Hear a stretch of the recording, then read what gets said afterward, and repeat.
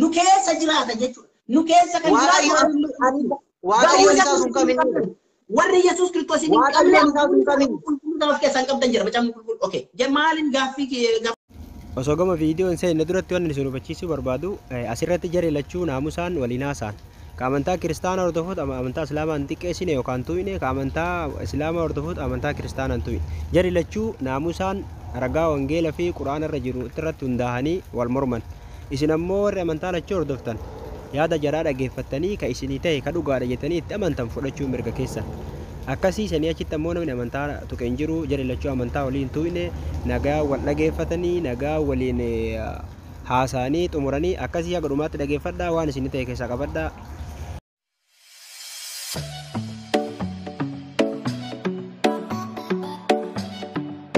ilaallu wangeela qabaatte nin qabatte wangeela Yohaannisii boqonnaa tokko lakkoofsuma tokkorraa kaaseen sii dubbisa. Na dhaggeeffadhaa. Akkana jedha. Sagalichi jalqaba waan hundumaa dura ture. Sagalichis Waaqayyo biraa ture. Sagalichi ofii isaa Waaqayyo ture. Inni kun jalqabumaa jalqabee Waaqayyo biraa ture. Wanti hundinuus isumaan ta'e waan ta'e keessaas isa malee kan ta'e tokkollee hin jiru. Jalqaba sagaleetu ture. Sagalee jechuun afaan keessaniin kaalimaa jechuudha. Kaalimaa yookiin ruhii. Sagalichi jalqaba waan hundumaa ture. Sagalichi Waaqayyo biraa ture. Sagalichi ofii isaatii inni Waaqayyo ture. Inni Waaqayyo ture. Sagalichi immoo eenyu? Achuma Yohaannisii boqonnaa tokko lakkoofsa 14 gubbaatti sagalichis nama foonii ta'ee nu gidduu buufate. Sagalichi immoo nama foonii fiizikaalii foon uffatee nama ta'ee nu gidduu buufate. Eenyuun inni foon uffatee nu gidduu buufate waan jedhu kana immoo deebii isaa Qolaasiyaasii boqonnaa tokko lakkoofsa 15. Qolaasiyaasii boqonnaa tokko lakkoofsa 15 banadhu. Qolaasiyaasii boqonnaa tokko lakkoofsa 15. Iksi macaafu Qolaasiyaas. Ya, boqonnaa tokko lakkoofsa 15. Boqonnaa 11 jennaan 11 hin jiru. Boqonnaa tokko. Ergaa gara Qolaasiyaasii boqonnaa tokko lakkoofsa 15. Tole akkana jedha. Qolaasiyaasii boqonnaa tokko lakkoofsa 15. Kiristoosii bifa Waaqayyoo inni ijaan hin argamne ittiin namatti mul'atudha. Uumama hundumaa dura ture duras dhalate. Wanti Waaqa keessa jiruu fi wanti lafarra jiru hundinuus wanti ijaan argamuu fi wanti ijaan hin argamnes soodi. Bilbila kiyyaa switch ofii godha. Bilbila narratti bilbilaa jirutti dhiifama soodi. Okay. Kiristoosii bifa Waaqayyoo inni ija namaatti hin argamne ittiin namatti mul'atudha. Uumama hundumaa dura dhalatee wanti Waaqa keessa jiru wanti lafarra jirus hundinuu ijaan kan argamu wanti ijaan hin argamnes warri teessoora ta'anis warri mootummaa qaban warri bantii Waaqaa keessaa gooftummaa fi aboo qabu jedhamanii sodaataman isaan kun isumaan uumaman wanti hundinuu karaa isaa uumame wanti hundinuu karaa isaa uumame. Kiristoos eenyudha jedha.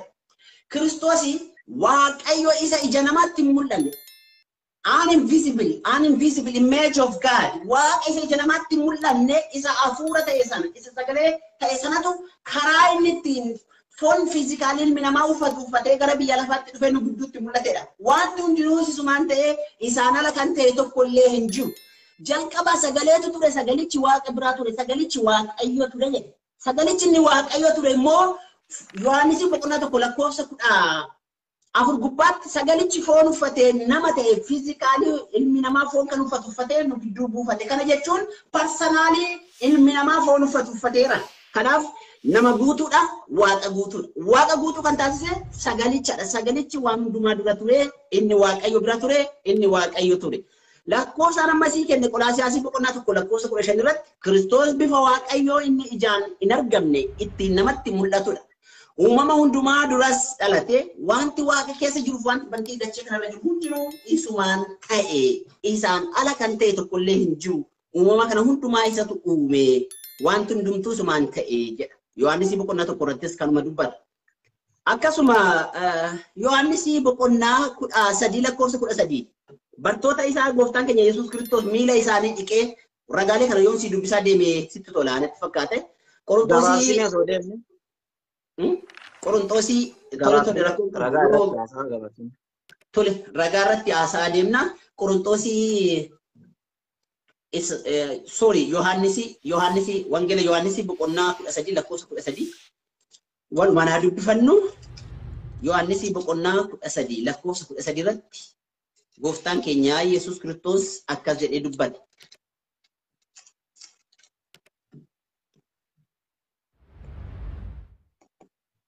Barsiisaa gooftaas jettanii na waamtu isin akkuma jettaniyyuu ani isadha. Barsiisaa gooftaas jettanii na waamtu akkuma isin jettaniyyuu ani barsiisaadha ani gooftaadha jedha Yesuus. Gooftummaan namoonni tokko yeroo gaaffii kaasanii gooftummaa Yesuus Kiristoos maaliin ibsitu ni Abrahaamii haati manaasaa Saaraan jechaa turtee jedhan. Namoonni kabajaafiyyuu gooftaa namaan jedhu inni kun gooftummaa isaan ibsu jedhan. Gooftaan keenya Yesuus Kiristoos Maatiyos boqonnaa 28 lakkoofsa 18 irratti bartoonni isaa kufanii isaaf sagadan namoonni kaan garuu isaaf sagaduu dinnaan gara isaanitti adeemee gooftummaan waaqa irrattis lafa kana irrattis anaaf kenname ana qofaadhaaf kenname waaqa kana irrattis lafa kana irrattis gooftummaa kan qabu anaaf kenname jechuudha. Gooftummaa jechuun aangoo bituu danda'u, aangoo waan hundumaa kontiroolii gochuu danda'u, aangoo ajjeesuu, aangoo uumama hundumaa irratti kaasuu uumama hundumaa irratti aangoo harka guddummaa kan qabu gooftummaan isa kana jechuudha. Aawrii divaayinii humna waa hojjetu qabu, humna diiguu danda'u, humna lubbuu uumuu danda'u, humna jiraachisuu danda'u, aangoo hundumaa kan qabu isa kana gooftummaan isaa anaaf kenname waaqa kanarrattis lafa kanarrattis jedhee dubbata. Kan biraa Roomee boqonnaa 14 lakkoofsa 11. Roomee boqonnaa 14 lakkoofsa 11. Tumatee daqiiqaan kee. Daqiiqaa 5 jennee ati immoo haasa'umatti turte hatta ragaa takka kennine achirratti haasa'uu dandeenya. Fakkeenyaaf amma Yohaannis takka waan kennite irratti haasa'uu dandeenya wantoota hedduu. Kanaafuu gabaabsaa osoo amma natu barsiisaa jira. Daqiiqaa 5 kennan keessatti waan barbaade haasa'uu danda'a sin jedheera. Atis daqiiqaa 5 si kenna. Daqiiqaan koo hin dhumanne daqiiqaa 3 waan ta'e irra jira nan beeka. Yeroo kiyyatti fayyadama. Roomee boqonnaa 14 Roomee boqonnaa 14 lakkoofsa 11. Roomee boqonnaa 14 lakkoofsa 11 irratti akkas jedhee dubbata.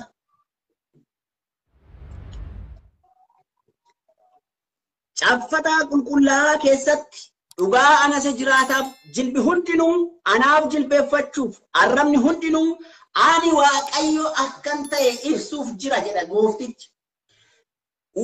Caaffata qulqullaa'aa kana yookiin macaafa qulqulluu kana keessatti uumamni hundinuu kufee anaaf sagaduuf jira. Arrabni hundinuu immoo ani Waaqayyo akkan ta'e himuuf jira jedha. Ani Waaqayyo akkan ta'e himuuf jira. Akkuma kutaa dura dubbise keessatti Qolaasiyaasii keessatti Waaqayyo eenyudha? Kiristoos eenyudha? Waaqayyoodha. Waaqayyo isa ija namaatti mul'annetu foon uffatee fiizikaalii isa qaamni namaa ulfatu uffatee gara biyya lafaa dhufe. Isa kanatu dhayi fiizikaaliidhaan ilma namaa ta'ee argame.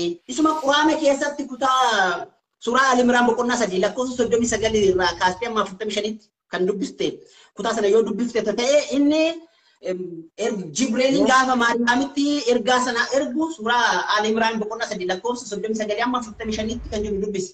Ruhii Rabbii kaalimaa Rabbii jecha Rabbii irraa ta'e garaa Maariyaamii keessatti hafuuf na jedhe sana sagalee Rabbii isa ta'e sana jechuudha. Mataa dhumtisaa jecha Waaqayyoo jechuudha. Akkuma kanaa suuraa Nisaa boqonnaa 4 lakkoofsa 171 gubbaatti Ruhii Rabbii irraa ta'e garaa Maariyaamii keessatti hafuufne jedha. Ruhii Rabbii irraa ta'e jechuun sagalee Waaqa irraa ta'e sagalee Waaqayyoo jechuudha. Sagalee Waaqayyoo immoo kutaa nama dubbisedha. Yohaannis boqonnaa 4 lakkoofsa 24 gubbaatti Waaqayyo hafuura ija namaatti mul'atu jedha. Inni ija namaatti hin mul'anne Yohaannis boqonnaa 1 lakkoofsa 14 irratti foon ilmi namaa uffatee karaa Kiristoosii nutti mul'ise jedha. Fiizikaalii karaa Kiristoosiin ilma namaa ta'ee foon ilmi namaa uffatee nutti mul'ate jedha. Qolaasiyaasii boqonnaa 2 lakkoofsa 9 irratti immoo guutummaan hundi Waaqayyoo namummaa Kiristoos isa foon uffate keessa buufatee jiraataa jedha. Itti fufi gaaffii keessii kenne carraa. Ayyee baay'ee haasoftee haa ta'uutiin daqiiqaa kee bira tartee wannoo taatellee waan rakkoo qabu miti. Jalqabuma irratti ragaalee naa kennitan kan hunda keessaa mee takka takkaan mee ilaalaa adeemu. Atamma ibsa barbaadamoo ofii keetiif gaaffiif deebiti deema? No. Anna carraa naa kennu waan fedhe haasa'u ani waan fedhe haasa'utti mirga qaba carraa kiyyatti jechuudha. Ragaa kana qofa keessaan bahin. Tole. Yohaannis tokko boqonnaa tokko sagalichi waa hundumaa dura ture sagalichi waaqayyoon bira ture sagalichi ofii isaatiif waaqayyo. Just mee jechuma kana ilaalu. Sagalichi waa hundumaa dura ture jenni asumatti waa akka waa hundumaa dura ture wanti takkallee akka waan isa dura hin turreetti ibsame asitti. Lammaffaa irratti sagalichi waaqayyoon bira ture. Sagalichi waaqayyoon bira ture. Kana jechuun waaqayyo ni jira sagalichi waaqayyoon bira ture jechuudha. Sagalee jechuun akka nuti beeknu kun jechuun karabbii waan taasisu hundayyuu ittiin taasisu jechuudha. Fakkeenyaaf Rabbiin suuratul Imraan 59 irratti inna mathala Ciisaa cinda Allahi kamathali Aadam jedhe. Khalaqahu min turaabin thumma qaala lahu kun fayakun. Fakkeenyi Nabi Ciisaadhaa yoo ilaalte ayata suuratu Ali Imraan 59 keessatti inna mathala Ciisaa cinda Allahi kamathali Aadam. Fakkeenyi Ciisaadhaa Nabi Ciisaa Rabbiin biratti akka fakkeenya Aadami. Aadamiin Rabbiin biyyoo irraa uume. Biyyoo gosa garagaraa irraa. Biyyoo gosa garagaraa irraa uumee Rabbiin eegasii isa taasise. Yesuusin illee alayhi salaam abbaa malee haadha irraa tahii Rabbiitiin isa taasise. Rabbiin ruuhii jedhee maaliif ofitti qabe?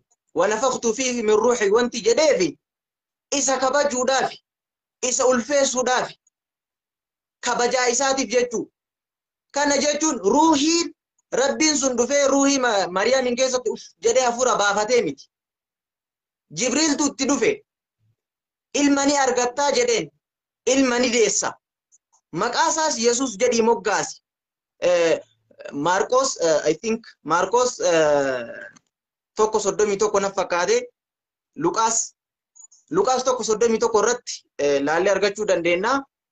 Itti dhufee ergamaa Waaqayyo yookaan Gabri'eel ni deessa ilmas ni ulfoofsa maqaa isaas Yesuus jedhii moggaasi. Amma bakka kanatti ilaalu. Ilma ni deessa.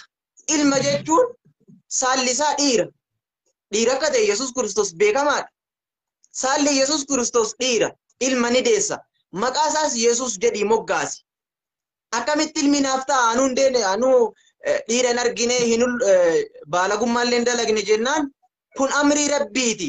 Rabbiin osoo ati jaarsatti hin heerumin osoo waa takkayyuu hin dalagin Rabbiin amrii isa biraa ta'e kun jedhee sii taasisuun Rabbi irratti laaftudha jedhee Jibriil haala kanaan itti himee biraa sokkee jechuudha. Kanaaf Rabbiin فإذا قضى أمرا فإنما يقول له كن فيكون تأي ربيتين لما فبقى كانت وانتن بلالو يسوس كريستوس أفان إساتين بكتكت اللي يوانيسي كان اللي ولا لما يوانيس توكو توكو كان جيتشكم كيوانيسي جيتش يسوسي ميت واقعيون فكينيا سيرا بأو كيسا غافة دبان أني واقعيون إسا جراتا دا إسا إريكو جبادا سبا إسرائيل mootii Fara'oonaa fi uummata isaa jalaa waraana inni qabullee balleesseetiin si baasee jedha. Waaqummaa fi Waaqayyo labsachaa ture. Waaqayyo tokkocha, Waaqayyo hinaaffaa, Waaqayyo cubbuun jaallan. Waaqayyoof lallabaa ture. Wanti isa sodaachisullee hin jiru, wanti aangoo ofii gad qabachiisellee hin jiru. Yesuus Kiristoos yoo as laalle jalqaba irratti saalli isaa dhiira. Dhiira ta'uu kana ragaan guutuudha. Atillee waan moromtuun qabdu. Luqaas 1:31 gaafa dubbiste saalli isaa dhiira. Ilma ni deessa. Maqaa isaas Yesuus jedhii moggaasi. Ilma jechuun saalli dhiira. Luqaas 2:52 gaafa dhaye. Luqaas 2:20 mucicha dhagna qabuun ni gahee guyyaan 8ffaa darbee jennaan mucicha dhagna qabuun gahee maqaa isaas akkuma dubbatamee ture Yesuus jedhanii moggaasan. Shuuf Waaqayyoon dachii samii uume. Waaqayyoon wanta kana hunda uume. Ilmi namaa akkami qabee kittaana. Akkami qabee garrazaan qaama saalaa irraa muru. Waan yaadamuu miti. Sammuun aqliin namaa kan hin fudhattu jechuudha. Lammaffaa irratti mee ati amma Waaqayyo ani I think Waaqayyo saala qaba yoo naan jette Waaqayyo saalli isaa dhiira yoo naan jette ani hin beeku namni kana sirraallee fudhatu hin jiru jecha Waaqayyo dhiira jedhamu wangeela keessa illee hin jiru quraana keessa illee hin jiru amantii kan biratti illee namni Waaqayyoon dhiira jedhee namni beeku tokko illee hin jiru. Garuu saalli Yesuus Kiristoos beekamaadha. Dhiira. Saalli Waaqayyoo immoo dhiira hin jettuun, dubra hin jettuun, waa takka hin jettuun. Garuu Yesuus Kiristoos saalli isaa dhiira. Lammaffaa irratti qaama kittaanati. sadaffaarratti mootiin Heroodis yeroo turetti maal jedheen ergamaan Waaqayyo itti mul'ate warroonni mucaa lubbuu kanaa barbaada waan jiraniif mucaa kana fudhadhuuti gara biyya Masrii yookaan Gibxitti jalaa sokkii jedheen. Waaqayyo yoo waaqa ta'e akkamitti namni isa ajjeesuuf barbaadan sana ofirraa deebisuu dadhaba. Gaafiin kiyya tokkoffaan Waaqayyo waaqa uumaa wanta hundaa yoo ta'e mootiin Heroodis akkuma ati beektutti Yesuusin ajjeesuuf barbaadaa ture. Garuu ergama Waaqayyo itti mul'ate mucaa kana fudhadhu badi jedheen asii. Hagamu warri mucaa kana isa barbaadan agartee dhabamanitti mucaa kana fudhuuti biyya kanaa deemi. Mucaan sun eenyuun Yesuus. Ka ajjeesuu barbaadu eenyuun Heroodis. Shuuf Waaqayyoon wanta hundumaa uume. Namni nyaata dhugu ija bishaanii deebi'eetiin waaqa ajjeesuudhaaf isa barbaadanii waan inni jala sodaateen fiigee bada. Tokkoffaa naa deebis. Akkamitti Waaqayyoof ajjeesuun Heroodis barbaade. Waaqayyoon akkamitti sodaatee jala deeme. Tokko. Lammaffaa Yesuus Waaqayyo saala qaba. Saala qabee yoo naan jette naa deebis. Saalli Waaqayyo maaliin? Saalli Yesuus dhiira. Waaqayyo saala qaba. Tokko gaafiin kee. Lammaffaa Heroodis gaafa ajjeesuu barbaadetti Waaqayyoon akkamitti sodaatee jala mucaa san fudhuuti jalaa deemeedhaan. Inni bira bakki Waaqayyo itti afaan isaatiin Yesuus Kiristoos yeroo gabbu'etti ani waaqadha. Ani uumaadha. Anaaf sagadaa jedhe. Jira. Bakka afaan isaatiin jechuudha. Amma gaafa Yohaannis gaafa naaf fidde hin jenne inni jecha kana. Jecha kana ka jedhe Yohaannis. Lammaffaa Qorontoos kaati jettellee jecha inni jedhee miti kan. Qorontoos inni irratti illee jecha Yesuus dubbatee miti. Yesuus hin jenne yeroo lafa turetti Yesuus Kiristoos takkatti illee ani Waaqayyoodha hin jenne. Waaqayyoo biraa qabaa jedhaa ture. Ani abbaa biraa qabaa jedhaa ture. Waaqayyoo biraa qabaa jedhaa ture. Sagadaa ture. Kadhachaa ture. So gaafiin ani qabu bakki inni afaan isaatiin Waaqayyotti jedhe. Lammaffaa Qorontoos kaatiin eessa kaatiin haa dubbiste barsiisan aan jettanii. Adeemsame. Hundumaa gaafii daraddarte moo hin barsiifte jedhe. Gaafii si ibsaa bar gaafii kaa deemi. Haa ba'u kaa. Gaafii keessaa bahi kaa ibsiitii booda gaafii kee tokko gaafadhu. Amma gaafii gara dhibbaa gaafatte kamiin fudhadhee kamiin dhiisanii wal duraan. Lama qofa gaafadhe. Gaafii lama qofa gaafadhe. Dhibba takka illee hin gaafan. Lama qofa. Lammaffaa Yesuus barsiisan aan jettanii gooftaan aan jettanii akkuma isin aan jettan ani gooftaadha. Kuni waan gooftaa waan jedhamu wangeelaa kana keessatti nama dhibba. Fakkeenyaaf Yoosef mootii bira jirattuun gooftaa kiyya jedheeni Saaraan haadha abbaa Abrahaamiin gooftaa jetteeni Daawitillee namoota hedduudhaan gooftaa namni jedhamaa ture lakkoofsan qabu. Hattan fi damaani na zabana keenya kanatti namni gaafa dhufu yaa gooftaa koo waan akkana na oolchini jedha. Jecha kabajaati kun. Jecha ittiin baratamaa wangeela keessatti bara gooftaa namni jedhameen immoo tokko lamaa miti. Gooftaa jedhamuu kan Yesuus kana qofa maa keessaa fudhatteedha. Yesuus Kiristoos gooftaa jechuun waaqa jechuu miti. Amma saatiin kennumatee dhagaa. Eesi naa deebis. Gooftaa jechuun namoonni hedduu jedhamee jira. Gooftaa jechuun waaqa jechuudha. Tokko. Lammaffaa saalli Waaqayyoo dhiira moo durba jettee murteessuu dandeetta. Eegas Heroodis Waaqayyoon gaafa ajjeesuu barbaade Waaqayyo akkamitti jalaa sokke. Kan inni naa deebisisaa dan. Saatiin kennumatee ture haa ta'u. Waa'ee wangeelaa irraa kaana. Wangeela keessatti Yohaannis kan barreesse, Luqaas kan barreesse, Maarqos kan barreesse dubbii Yesuus miti dubbatanii waan jedhudha. Isa kanaaf wangeelota yookiin injiliiwwan kan jedhaman afurtu jiru. Injiliin kuni wangeelonni arfan Maatiyos, Maarqos, Luqaasii fi Yohaannis wangeela Yesuus Kiristoos jedhamu. Wangeela Yesuus Kiristoos Quraana keessatti injil jennu jechuudha. Yeroo Yesuus Kiristoos biyya lafaarra ture isa fuulduratti fiizikaalii arganii kan barreessan afaan isaa kan inni dubbate kan barreessan jechuudha.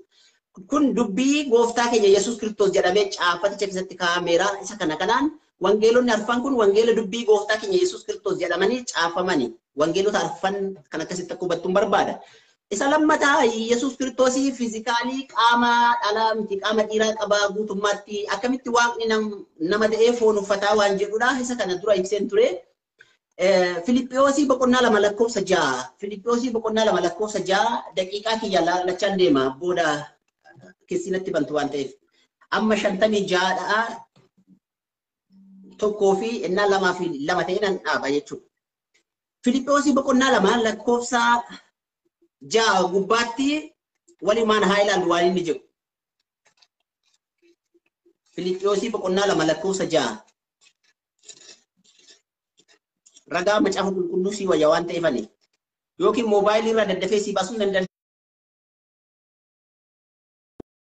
Inni bifa waaqummaatiin osuma jiru physical image of God bifa waaqummaatiin utuma jiru ulfina waaqummaa isa abbaa isaa wajjiniin wal isa qixxeessu ulfina waaqummaa isa abbaa isaa wajjin wal isa qixxeessu wanta qabatanii itti hafanitti hin lakkoofne. Inni ulfina sana gadi dhiisee akka waan tokkotti hin gallee of godhe. Bifa garbummaa hin fudhate fakkaattii namummaatiinis hin dhalate. Waan hundumaanis nama ta'ee argame. Gad of deebisee hamma du'aatti hamma fannifamee du'uttiyyuu abboomamaa ta'e. Kanaafis Waaqayyo waan hundumarraa caalchisee guddaa ol isa qabee maqaa kamiyyuu caalu isaaf kenneeraaf. Asirratti inni waaqa ta'ee osoo jiru guutummaadhumatti waaqa ta'ee osoo jiru gad of deebisee fiizikaalii foon ilmi namaa uffatu qaama ilmi namaa uffatee nama ta'ee dhalate eenyu Kiristoos bifa namaa uffatee qaama namni uffatee fiizikaalii isa kanaan gadi dhufee biyya lafarratti dhalate jedha. Kan biraa waan nuti ilaallu Yohaannisii boqonnaa 14 lakkoofsa 9 haadha ilaallu Yohaannisii boqonnaa 14 lakkoofsa 9. Yohaannisii boqonnaa 14 lakkoofsa 9. Yesuus deebisee utuu ani yeroo dheeraa hamma na ga'u gaaffii lakkoofsa 8 irraa Filiphos yaa gooftaa abbaa nu agarsiisi kanaa achi nu ga'a ittiin jedhe. Filiphos eenyu akka ta'e waan san beekneef akkuma kee kana gaaffiitti ta'e Filiphositti waan ta'eef abbaa nu agarsiisi kanaa achi as turuun keenya hin ga'a jedheen. Yesuus deebisee utuma ani yeroo dheeraa hamma na ga'u si wajjiniin jiraadhu iyyuu ana hin beekne Filiphos. Namni ana arge abbaa koo arge. Akkamittiin abbaa na agarsiisi jettee gaafatta. Namni anaan arge abbaa koo arge. Akkamittiin abbaa na agarsiisi jettee gaafattaa jedhe. Filiphosii boqonnaa 2 lakkoofsa 9 irratti immoo guutummaan hundi Waaqayyoo namummaa isa foon uffate Kiristoos keessa buufatee jiraata jedha. Guutummaan hundi Waaqayyoo namummaa isa Kiristoos foon uffate namummaa sana keessa buufatee jiraata. Kanaaf Yesuus deebisee utuu yeroo dheeraa mana ga'u si wajjiniin jiruyyuu ati nan barree ani namni ana arge abbaa koo arge akkamittiin abbaa na agarsiisi jettaree ani abbaa keessa abbaan sana keessa akka jiru amantuure abbaa isaana keessa jiraatutu hojii isaa hojjeta malee ana sana mafooni yookiin foon uffate fiizikaalii sana jechuudha. Kanaaf guutummaan isaa ana keessa jira. Namni anaan arge abbaa koo arge akkamittiin abbaa na agarsiisi jettaa jedhe. Yohaannisii boqonnaa 10 lakkoofsa 30 gubbaatti immoo ani fi abbaan tokko I and the Father we are one. Ani fi abbaan tokko namni anaan arge abbaa koo arge akkamittiin abbaa na agarsiisi jettaree. Namni anaan arge abbaa kiyya arge akkamittiin abbaa na agarsiisi jettaree. Kanaaf nama ta'ee guutummaatti waan dhalateef waa'ee dhagna qabaa duwwaa miti sitti hima. Yesuus Kiristoos cubbuun hojjenne hin ejjine hin hanne malee fiizikaalii foon ilmi namaa uffatu hundumaa uffatee akkuma namaatti nyaatee dhugee meetaaboolisimii namni kamiyyuu gaggeessi. Dhagna qabuun guddaa miti. Gaafa guyyaa 8ffaa qabatee gaafa 30 isaa qabatu 60 isaa qabatu. Fiizikaalii foon uffate Waaqayyotu foon uffatee gara biyya lafaa dhufe. Ruhii Rabbiiti. Maaliif hidhanii uumama hundumaa akkatti uumee Rabbii akka fedhasaatti uumaa jedhe. Uumama dachee kana keessaa Quraanni ruhii Rabbii jedhee kan moggaase yoo Yesuus Kiristoos malee jiraate ani amman musliima ta'a. Ruhii Rabbiitiin kan ta'e Yesuus Kiristoos malee hin jiru. Kaalimaa Rabbiiti jecha Rabbiiti irra ta'e kan ta'e Yesuus Kiristoos malee hin jiru. Isa Yohaannis boqonnaa 1 irratti sagalichi Waaqayyo bira ture sagalichi Waaqayyo ture waan hundumaa dura ture sagalichi immoo Waaqayyo ture ofuma isaati. Sagalichi foon uffatee nama ta'e nu gidduu buufatee isa jedhutu isa kanarra deebisa. Nu gidduu fiizikaalii qaama ilmi namaa guutummaatti uffatee dhufee nu gidduu buufatee waggaa 33 lafa kanarra deddeebi'ee nu gidduu jiraatee kun fiizikaalii waan sikaalii miti. Eenyutu foon uffate? Sagalichatu foon uffate. Yohaannis 1 lakkoofsa 14 irratti sagalichi nama foonii ta'ee ija keenyaan agarre jedhe. Qolaasiyaasii boqonnaa 1 lakkoofsa 15 gubbaatti Kiristoos eenyudha? Waaqayyo isa ija namaatti mul'anne sana isa hafuura ta'e sanatu foon uffatee fiizikaalii ilma namaa ta'ee dhufee gidduu buufate. Fiizikaalii nama ta'ee dhalate jedhe. Qolaasiyaasii boqonnaa 2 lakkoofsa 9 gubbaatti immoo guutummaan nuti Waaqayyo namummaa isa Kiristoos sana keessa buufatee jiraata jedhe. Kanaaf ani fi abbaan tokko eenyullee gargar nun baasu hojii abbaan koo hojjetu hojjedha. Foon garuu dadhabaadha. Foon garuu dadhabaadha jedhe. Sorry kan jiru nan xumura. Foon dadhabaadha. Kanaaf hafuurri dhimmaadha jedha. Kanaaf hafuuricha hin kadhata. Yeroo biyya lafaarra turetti, yeroo nu gidduu turetti, yeroo nu gidduu deddeebi'aa turetti bartoota isaa kaasee kadhadhaa jedhachaa ture. Inni kun immoo abdii bara booddee namoonni waaqayyo kadhatan hafuuricha waaqayyo biraa ergamee fi akka isaan jajjabeessu barsiisuu isaati. Itti fufi. Amma wanta ati naa kennite walumaa galatti Yesuus Kiristoos nama ta'ee gabbu'ee foon namaa uffatee jira nama ta'e jechuu jirta yeroo addunyaarra gabbu'eetti soo kanaafuu saalli Yesuus Kiristoos waaqayyoo jechuu jirta. Yesuus Kiristoos saalli isaa waaqayyoo gaafa ta'e saalli Yesuus Kiristoos dhiira gaafa ta'e saalli waaqayyoo illee dhiiraa jechuudha. Akkasiin murteessuu jirta. Kana namni gadhaabatee laaluu qaba. Hubachuu qaba. Gabaabsee deebisii kennu kanarratti karaa darabbeedha. Fakkeenya naa deebisime saalli waaqayyoo dhiira moo durba? Kana qofa naa deebisin dheeressin daqiiqaa lama itti dabalatte. Gootee na gaafatte gaariidha. Gaaffiin kee walitti makuu baattee waaqayyootu fakkaattii ilma namaa uffatee jedha malee namatu fakkaattii waaqayyoo uffatee miti. God, an invisible image of God. Fakkaattii namummaatiin waaqni ilma namaa foon ilmi namaa uffatee gara biyya lafaa dhufe. Filippoosi kutaa nama si dubbisa kanatti God of deebisee ilma namaa ta'ee fakkaattii ilma namaati waan hundumaatti nama ta'ee dhalate jedha. Eenyutu waaqayyootu sagalichatu ilma namaatti garaa Maariyaamii dubartittii dhiira bira hin geenye qulqulleetti Maariyaam bira dhaqu hafuurri waaqayyoo isheerra buufatee hafuurri waaqayyoo sun immoo ishee keessatti nama ta'ee fiizikaalii foon ilmi namaa uffatee dhalate jechuudha malee namatu waaqa ta'ee miti waaqayyootu fakkaattii ilma namaatiin dhufee dhalate. Itti fufi. Okay. Waaqayyo fakkaattii ilma namaatiin eega dhalate fakkeenyaaf yeroo dachii irra jiraachaa ture sanatti Yesuus Kiristoos jechuudha waggaa 33 jiraachaa tureemi. Yeroo sanatti aangoo waaqummaa qaba ture moo aangoo namooma qofaatiin jiraachaa ture? Akkaataan adeemsa isaa waggaa 33 sanaaf akkamiin jiraachaa ture gaafa jennee ilaallu mee haa ilaallu. Yesuus Kiristoos waggaa 33 guutumaan guututti akkaataa ilmi namaa jiraachuutti jiraataa ture. Nyaataa ture, dhugaa ture, rafaa ture, wantoota hedduu ta'aa ture. Haalaallu qaama Yesuus Kiristoos ilma namaati. Waggaa 33 namoomaa yoo ture, waggaa 33 foon uffatee inni nama ta'e sanatti eenyuun waaqa ta'e? Waaqayyo ka ture nuni. Innoon nama ta'ee jira. Nyaatee jira. Dhugee jira. No haasa'utti hin jira. Irraan darbiin gaaffii kee irraan darbii. Wanta jedhamuuf waggaa 33 yeroo inni nama turetti eenyutu waaqa ture? Lammaffaa Herodis gaaffii sana naan deebisnee Herodis waaqayyoon ajjeesuu barbaade turreennaan waaqayyo jalaa sokke. Waaqayyoon dachiifsamii uume akkamitti namni isa ajjeesuu barbaadeennan jalaa deesse? Akkamitti mul'innatti jaarsi Maariyaamii fi Maariyaam fuudhataniitiin mucaa bakka sanii sokkaniin jaa. Mucichi sun Yesuus ture. Namtichi ajjeesuuf ture Herodis ture. Waaqayyo akkami ajjeesamuuf barbaadama? Waaqayyo isa ajjeesu malee isa ajjeefamuu miti. Waaqayyo nama ta'e. Waaqayyo gabbu'ee foon uffate. Ana naangalu wanti kun maaliif jennaani waaqni dachiif samii uume jalqabu first of all waaqni dachiif samii uume waaqni makluuqa kana hunda guyyaa jageessa uume maaltu gabbu'ee namni isa qabalee isa tuffatee nyaatee dhugee dadhabee itti tufameetiniin wantoota hedduutu ta'aatiin ture waaqni cubbuu namaa dhiisuu yoo barbaade waaquma gubbaa taa'ee namaa dhiisa. Lammaffaa ani hagana isin wajjin ture akkamitti nan beekne namni an arge abbaa arge namni abbaa arge an arge jechu kun Yesuus Kiristoos waaqa jechuu akeeka never wanta kana faalleessu alaallume Yohaannis 5:37 dubbisnu walumaa wanti inni jedhu Yesuus Kiristoos afaan isaatiin anaa miti afaan Yohaannis 5:37 dubbisnu mee achuma dhayne inni akkana jedha inni ana erge abbaanis immoo ofii isaatii anaaf dhugaa ba'eera.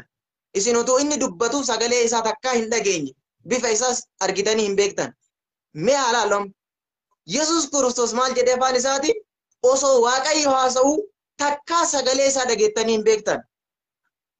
Bifa isaallee agartanii hin beektan. Mee Yesuus Kiristoos hin haalaalu Yesuus gabbu'ee fannifamee namni hundi argee waaqayyo jedhamu gonkumaa hin danda'amu. No afaan hin qabin ga'an afaan isin qabne. Bakka kana qabxii tana qofa yoo fudhannee ilaalle nama sammuu qabuuf nama sammuun isaa xiinxalluuf maal jedhee osoo Waaqayyo haasa'uu jedhe Yesuustuu jecha kana jechaa ture.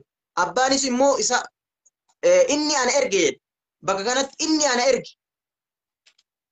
Daqiiqa lamatti eegan. Inni ana erge jedhe. Jalqaba jechi kunillee erge jechuun ergamaa ta'u wanti isa erge isa duuba jiraachuu akeeka. Lammaffaa abbaanis immoo anaaf dhugaa ba'ee jira. Ka dhugaa ba'eef sun eenyuun Waaqayyo yoo ta'e Waaqayyotu dhugaa isaaf ba'e. Lammaffaa irratti Waaqayyo osoo dubbatu takkaa jedhe. Takkaa jechuun never kongumaa sagalee isaan dhageenye bifa isaan agarree jedhe. Dhugaadha nullee akkanuma beekna. Waaqayyo sagaleen isaa mul'atu, sagaleen isaan dhagahamu, bifti isaallee mul'atu. Garuu Yesuus Kiristoosiin laalan argan waan fedhan isa wajjin ta'an akkamitti jecha kana Yesuus jedhee akkamii wal simatame jechi kun. Atama barree yeroo hunda rakkoon atama yeroo gaaffii deebii taasisu kanarratti hundumaa gaaffiidhaan xumurte. Yookiin hin barsi amma yookiin yeroo gaaffiiti yoo jette gaaffii tokkicha gaafatteeti dhaabdee gaaffii sanaaf deebisii kenna. Yookiin immoo ibsa barsiisuuf gaaffii gaafatu hundi isaa gaaffiidha. Gaaffii irraa gara ibsaatti yoo deebistee kuni kanadha macaafni akkana jedha jettee ragaa yoo dhiyeessite ani immoo yoo gaaffii achirratti qabatte gaaffii qabdaa kanarratti sin jedhee gaaffii sanarraaf deebisii kenna. Amma hunda isaatu gaaffiidha. Kam deebisu? An tokkuma jedhe Waaqayyoon ka ijaan hin mul'anne ka sagaleen isaan dhagahamneedha. Yesuustuu dubbate. Yesuus immoo sagaleen isaa dhagahame sagalee isaallee namni dhaga'e isaanillee argee ture akkamitti waliif firoomaadha. Yesuus akkamii Waaqayyo ta'uu danda'a? Afaan isaatiin ragaa ba'aa jira. Yesuus hin mul'anneedha. Waaqayyo hin mul'anneedha. Eewa kana naa deebisii itti fuuf. Tole galatoomii guddaa eebbifamii. Heroodis akkamittiin Waaqayyoon ajjeesuu barbaade akkamitti Waaqayyo immoo jalaa baqate gaaffii kee kana barreeffadheera. Heroodis akkamittiin Waaqayyoon ajjeesuuf ka'ee Waaqayyo immoo akkamitti jalaa baqate. Yohaannis boqonnaa 4 lakkoofsa 24 gubbaatti Waaqayyo hafuura namni ijaan agarree. Waaqayyo hafuura namni ijaan agarree. Namni foon ajjeesa malee Waaqayyoon yookiin hafuura ajjeesuu hin danda'u. Namni foon fiizikaalii foon kana anaan ittiin narufdeen ajjeesuu danda'a. Garuu hafuuricha ajjeesuu hin danda'u. Hafuurri Waaqayyo biraa dhufe. Waaqayyo biraa dhufe gara Waaqayyotti deebi'e. Foon immoo dadhabaadha. Maatiyoos 24 yoo dubbiste akkasuma Luqaasii keessatti dubbiste foon dadhabaadha. Foon dadhabaadha jechuun hin dhimma foon rakkataadha. Rakkas biyya lafa kanarratti foon dadhabaadha. Kanaaf hafuurri immoo dhimmaadha. Hafuuratu dhimma baasa jedha. Hafuurichi eenyudha? Hafuurichi Waaqayyo abbaa isa keessa jiraatu sanadha jechuudha. Kanaaf kutaa lammaati naa dubbiste kutaan Yohaannisii boqonnaa 5 lakkoofsa 35 baay'ee tokko si ajaa'ibsiifadha. Otoo macaafa qulqulluu hubannoo isaa qabde ta'eeti silaa Waaqayyo abbaan anaaf dhugaa ba'eera. Isin garuu sagalee isaa hin dhageenye hin hubanne. Ani immoo amma kun isin gidduun jira. Anatti immoo akkamittiin aman ture. Otoo fiizikaalii anaan agartanii yoo akkamittiin naatti aman ture. Waaqayyo yeroo inni isinitti dubbatu karaa raajootaa dubbateera. Karaa ergamootaa dubbateera. Ibroota boqonnaa tokko lakkoofsuma tokko irraa kaastee dubbiste. Ibroota boqonnaa tokko lakkoofsa tokko irraa kaastee dubbiste. Bara duriitti karaa raajootaa fi ergamootaatti dubbata ture. Amma immoo karaa ilma isaa tokkicha Yesuus Kiristoos nutti dubbata jedhe. Karaa ilma isaa tokkicha Yesuus Kiristoos nutti dubbata jedhe. Kanaaf inni isaan fuuldura dhaabbatee yeroo dhugaa ba'uuf amanuu didan. Raajoonni isinitti dubbataniiru, ergamoonni isinitti dubbataniiru. Isa kana hin amannee hin fudhanne Waaqayyo immoo anaaf ragaa hin baay'e. Ragaa hin baa verify godhe jechuudha. Thank you obboleessa. Waaqayyo ragaa hin ba'eef isaaf. Akkamitti ragaa ba'eef? Sagalee Waaqaa ta'uusaa sagalichi waan hundumaa dura turuusaa sagalichi uumama hundumaa dura turuusaa sagalichi immoo waan hundumtuu isaan ta'uu fi sagalichi ofii isaati Waaqayyo ta'uu sagalichi immoo foon uffatee gara biyya lafaa dhufu isa kana ragaa verify godhaaf dubbichi tokko kana. Lammaffaa quraanuma keessaa suuraa Almaayidaa boqonnaa 5 lakkoofsuma 110 irra yoo laalle suuraa Almaayidaa boqonnaa 5 lakkoofsa 110 ibsa itti kennaa deemi dubbisaayyee. Maayidaa 5 yoo baafatte tatee dubbisi. Maayidiin qaba kun Maayidaa 5. Almaayidaa 5 lakkoofsa 110 lubbuu akka uume du'aa booda akka kaase dhukkubsataa akka fayyisu Yesuus Kiristoos aangoo kana akka qabu hime. Hangicha immoo rabbitu kenneef rabbi sun eenyu waan jedhutti deebi'een deebisii kenna. Rabbi sun ofii isaa inni Yesuus Kiristoos wangeela Yohaannisii boqonnaa tokko irraa koppii godhatan. Yohaannis Maayidaa mee dubbisi Maayidaa 500 naan jette. Suuraa Almaayidaa boqonnaa 5 lakkoofsa 110 dubbisi. namni haa dhaga'u dubbatu. Akka inni du'aa boolla kaasuu danda'u, akka inni lubbuu uumuu danda'u, akka inni dhukkubsataa fayyisuu danda'u, isa kana verify godha quraanni mataan isaa tokko kana. Lammaffaa inni Rabbi kun eenyudha jennee too as deebinee yoo ilaallee Rabbi kan jedhamu quraanatu koppii godhe macaafa qulqulluurraa malee macaafni koppii hin godhe quraanarra. Sababni isaa macaafni barreeffamee erga xumuramee waggoota hedduun booda kakuu moofaa dhiisi. Kakuu moofaa waggaa 1000 olidha. Kakuu haaraa yoo ilaalle waggaa 620 ol differensii qaba. Erga macaafni qulqulluu barreeffamee ibsamee achirraa mentioned ta'e macaafni qulqulluun sun erga ibsamee booda achirraa fudhatamee jechuudha.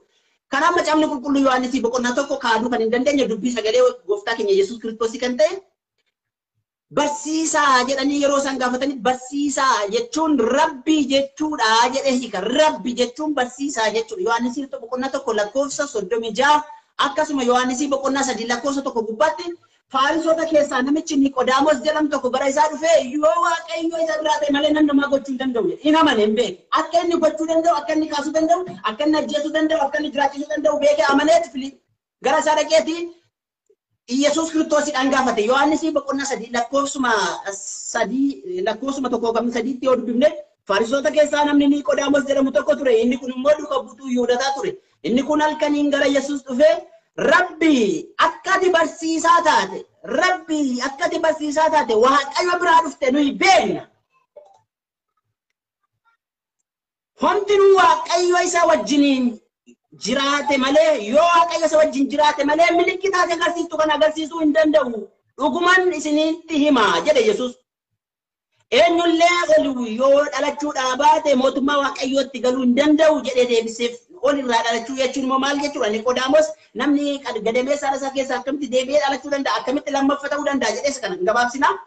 Kanaaf Rabbi kan jedhame Yesuus Kiristoosidhaaf malee Waaqa biraatiif miti. Barsiisaa kan jedhameefis Yesuus Kiristoos malee maqaa Waaqa biraatiif miti. Quraana irraa jira yoo jette immoo quraanni koppii kan fudhatee macaafa qulqulluu irraa malee macaafni qulqulluu quraana irraa koppii hin fudhanne. Barsiisaa kan jedhamu Rabbi kan jedhamu quraana irraa miti macaafa irraa hatame. Hin hatame macaafa irraa. Okay, itti fufi. Ayyee jalqaba irratti suuratul Maa'idaa naa kennitee turte idh qaala Allah sun immoo mee waan inni jedhu walumaan alaalu idh qaala Allahu yaa Ciisaa sun wanti inni jedhu nullee kana mirikli jalqabumayyuu muujizaan Rabbi nama godhuu hin danda'u. Muujizaa mirikliin Yesuus dalagu haa ta'u kan Museen dalagu haa ta'u Museen fakkeenyaaf muujizaalee hedduu dalagee ture. Muujizaa dalaguun Rabbi nama hin godhu. Kuni tokkoffaa dadhabbina ragaati kenniteet. Du'aa kaasaa maalii kaasaa kaatiraan jette kun dhugaadha. Hin kaasa. Garuu maaliin kaasa quraan itti fufee bi'iznii jedha. Hayyama kiyyaan jedha. Humna ofiitiin kaasaa miti. Dandeettii ofiitiin kaasaa miti. Yesuus Kiristoos humna ofiitiin waa takka gochuu hin danda'u. Ka quraan asitti ibsu wa iz tukhrujul mawtaa bi'iznii. Yeroo Nabi Ciisaan nama du'e qabriidhaa kaasu jedhe quraanni keenya. Itti aansee maal jedhe bi'iznii jedhe.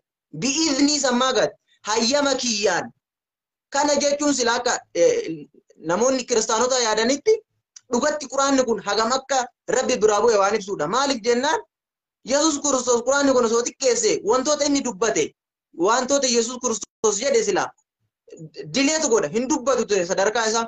Garuu bakka kanatti bi'iznii hayyama kiyyaan jedhe Rabbiin hayyama Rabbiitiin kan inni du'aa kaasu. Kan inni nama dhibee barasaa qabu hayyama Rabbiitiin irraa fayyisa. Ija bal'aa kan inni akka nama argu godhu hayyama Rabbiitiin. Kuni Yesuus Kiristoos du'aa kaasa maal kaase jechuun waaqummaa isaa akeeku. Kaasaa miti qabxiin guddaa wanti ilaalamaa ture. Wanti ilaalamuu qabu. Hin kaasaa osoo hin taane kakaase sun akka inni kaasu kataasise sun eenyudha? Halaalu Yohaannis 5:30 irratti. Yohaannis 5:30 deebima kana bi'iznii kana Yohaannis 5:30 irraa dhahinee mirkaneessuu dandeenya. Walumaan atillee wangeela fudhattee dubbisuu dandeenya. Yesuus itti dabalee ani humna kootiin homaa gochuu hin danda'u.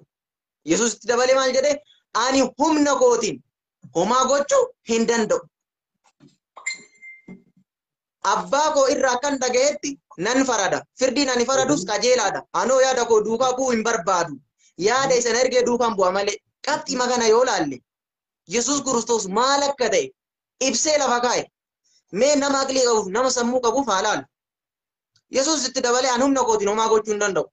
waaqayyo Elshadaayidha akka isin beektaniin inna allaha ala kulli shay'in qadir an humna tokkootiin waan takka gochuu hin danda'u hin jedhu ka fedhe ajjeesee ka fedhe jiraachisee ka fedhe aangoo kennee fi ka fedhe irraa fuudhee ka fedhe akka fedhe godha waaqayyo humna kootiin waan takka gochuu hin danda'u hin jedhu ka humna kootiin waan takka gochuu hin danda'u jedhu namni illee haa fudha qabxii kana haa laalu keessatti humna kootiin homaa gochuu hin danda'u jechuun Yesuus nama akka ta'e keeka waaqayyo humna kootiin homaa gochuu hin danda'u hin jedhu inni dachii fi samii maleekaa gaara uume humna kootiin akkami homaa gochuu hin danda'u jedhe humnuma ofiitiin taasise sanuu dandeettii ofiitiin taasise sanuu kun ta'i jedhee ni taasise so Yesuus humna kootiin homaa gochuu hin danda'u yoo jedhe Yesuus mu'ujizaa mirikiliin inni dalagu sun humna eenyutiin akka deemu akeeku jira bi'izni quraanni jedhu sani gala deemee mu'ujizaan inni dalagu hundinuu eessatti gala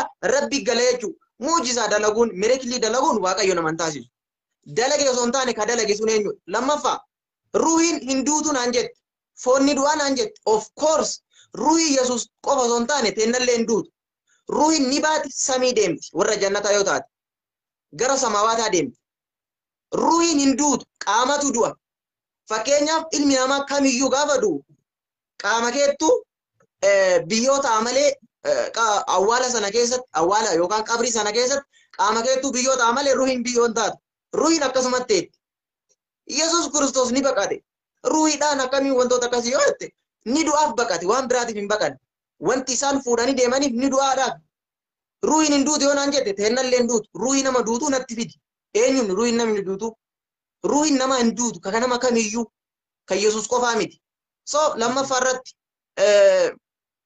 ragaan ati naa deebiste gahaa miti waaqayyo sagalee waaqayyo takkaan dhageenye jechuun maal jechuudha mee haalaalloom ragaa kan of duuba deebine seera ba'uu haalaallu akkuma ati beektu Museen waaqayyoon yaa waaqayyoo gii ofitti nagarsiisii si arguun barbaadaa jedheen waaqayyoodhaan waaqayyoon si arguu barbaada jenna Musee laal Museen nabiyyii ka waaqayyo wajjin haasa'e nama sagalee waaqayyoo dhagaye isa qofa ture namni kamillee dhageenye garuu waaqayyoo sagalee waaqayyoo Museen dhaga'ee ture namni Museen ala jiru sagalee waaqayyoon dhageenye innummaan sunu waaqayyoo ko ani sagalee keellee dhaga'ee jira amma wanti an barbaadu takkattiin fuula kee agarsiisi ulfina kee agarsiisi jennaaniin Musee namni fuula koo arge jiraachuu hin danda'u never dhumate jechuudha namni fuula waaqayyoo arge jiraachuu hin danda'u quraana hadiisa keessatti illee rasuulli maal jedha sallallahu alaihi wasallam wa hijabuhu min nur hijaabni rabbii ifaadhaa jedha rasuulli sallallahu alaihi wasallam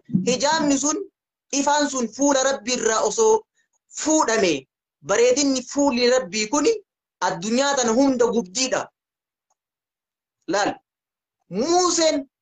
Museen kanamatti akkaan kan rabbii sagalee rabbii dhagaye kan rabbiin arguu dadhabe namni fuula koo arge jiraachuu hin danda'u ka jedhe Yesuus immoo gabbu'ee kan namni hundi arge akkamiin waaqayyo ta'uu danda'a waaqayyoon sun immoo gabbu'ee fannifamee nama ta'e maali yoo jedhe rakkummaan waaqayyoon nama godhuu isa taasise maaliin wammaan dararaa kan hunda isa fide hin jiru so sagalee waaqayyo namni hin dhageenye san ka walgalu quraana keessallee sagalee waaqayyo namni dhaga'uu hin danda'u Muusaan yaa rabbii keenyatti of agarsiise jennaan gara gaaraa achi ilaali gaarri sun dhaabatee yoo hafe na agartaa jedheen fa'inis taqarra makaanahu fasawfa taraani yoo gaarri sun bakka sanitti hafe na agarta garuu gaarri Yesuus mul'ate sagaleen isaa dhagahame waaqayyo miti jechuun bifa kamiinuu yoo ilaalle nama sagaleen isaa dhagahame nama bifa isaa namni hundi arge waaqayyo ta'uu hin danda'u Yesuus illee bakka inni waaqayyo ofiin jedhe afaan naaf jennaan hin jiru bakka itti naaf turte Yesuus gooftaa ofiin jedhe barsiisaa ofiin jedhe barsiisaa jechuun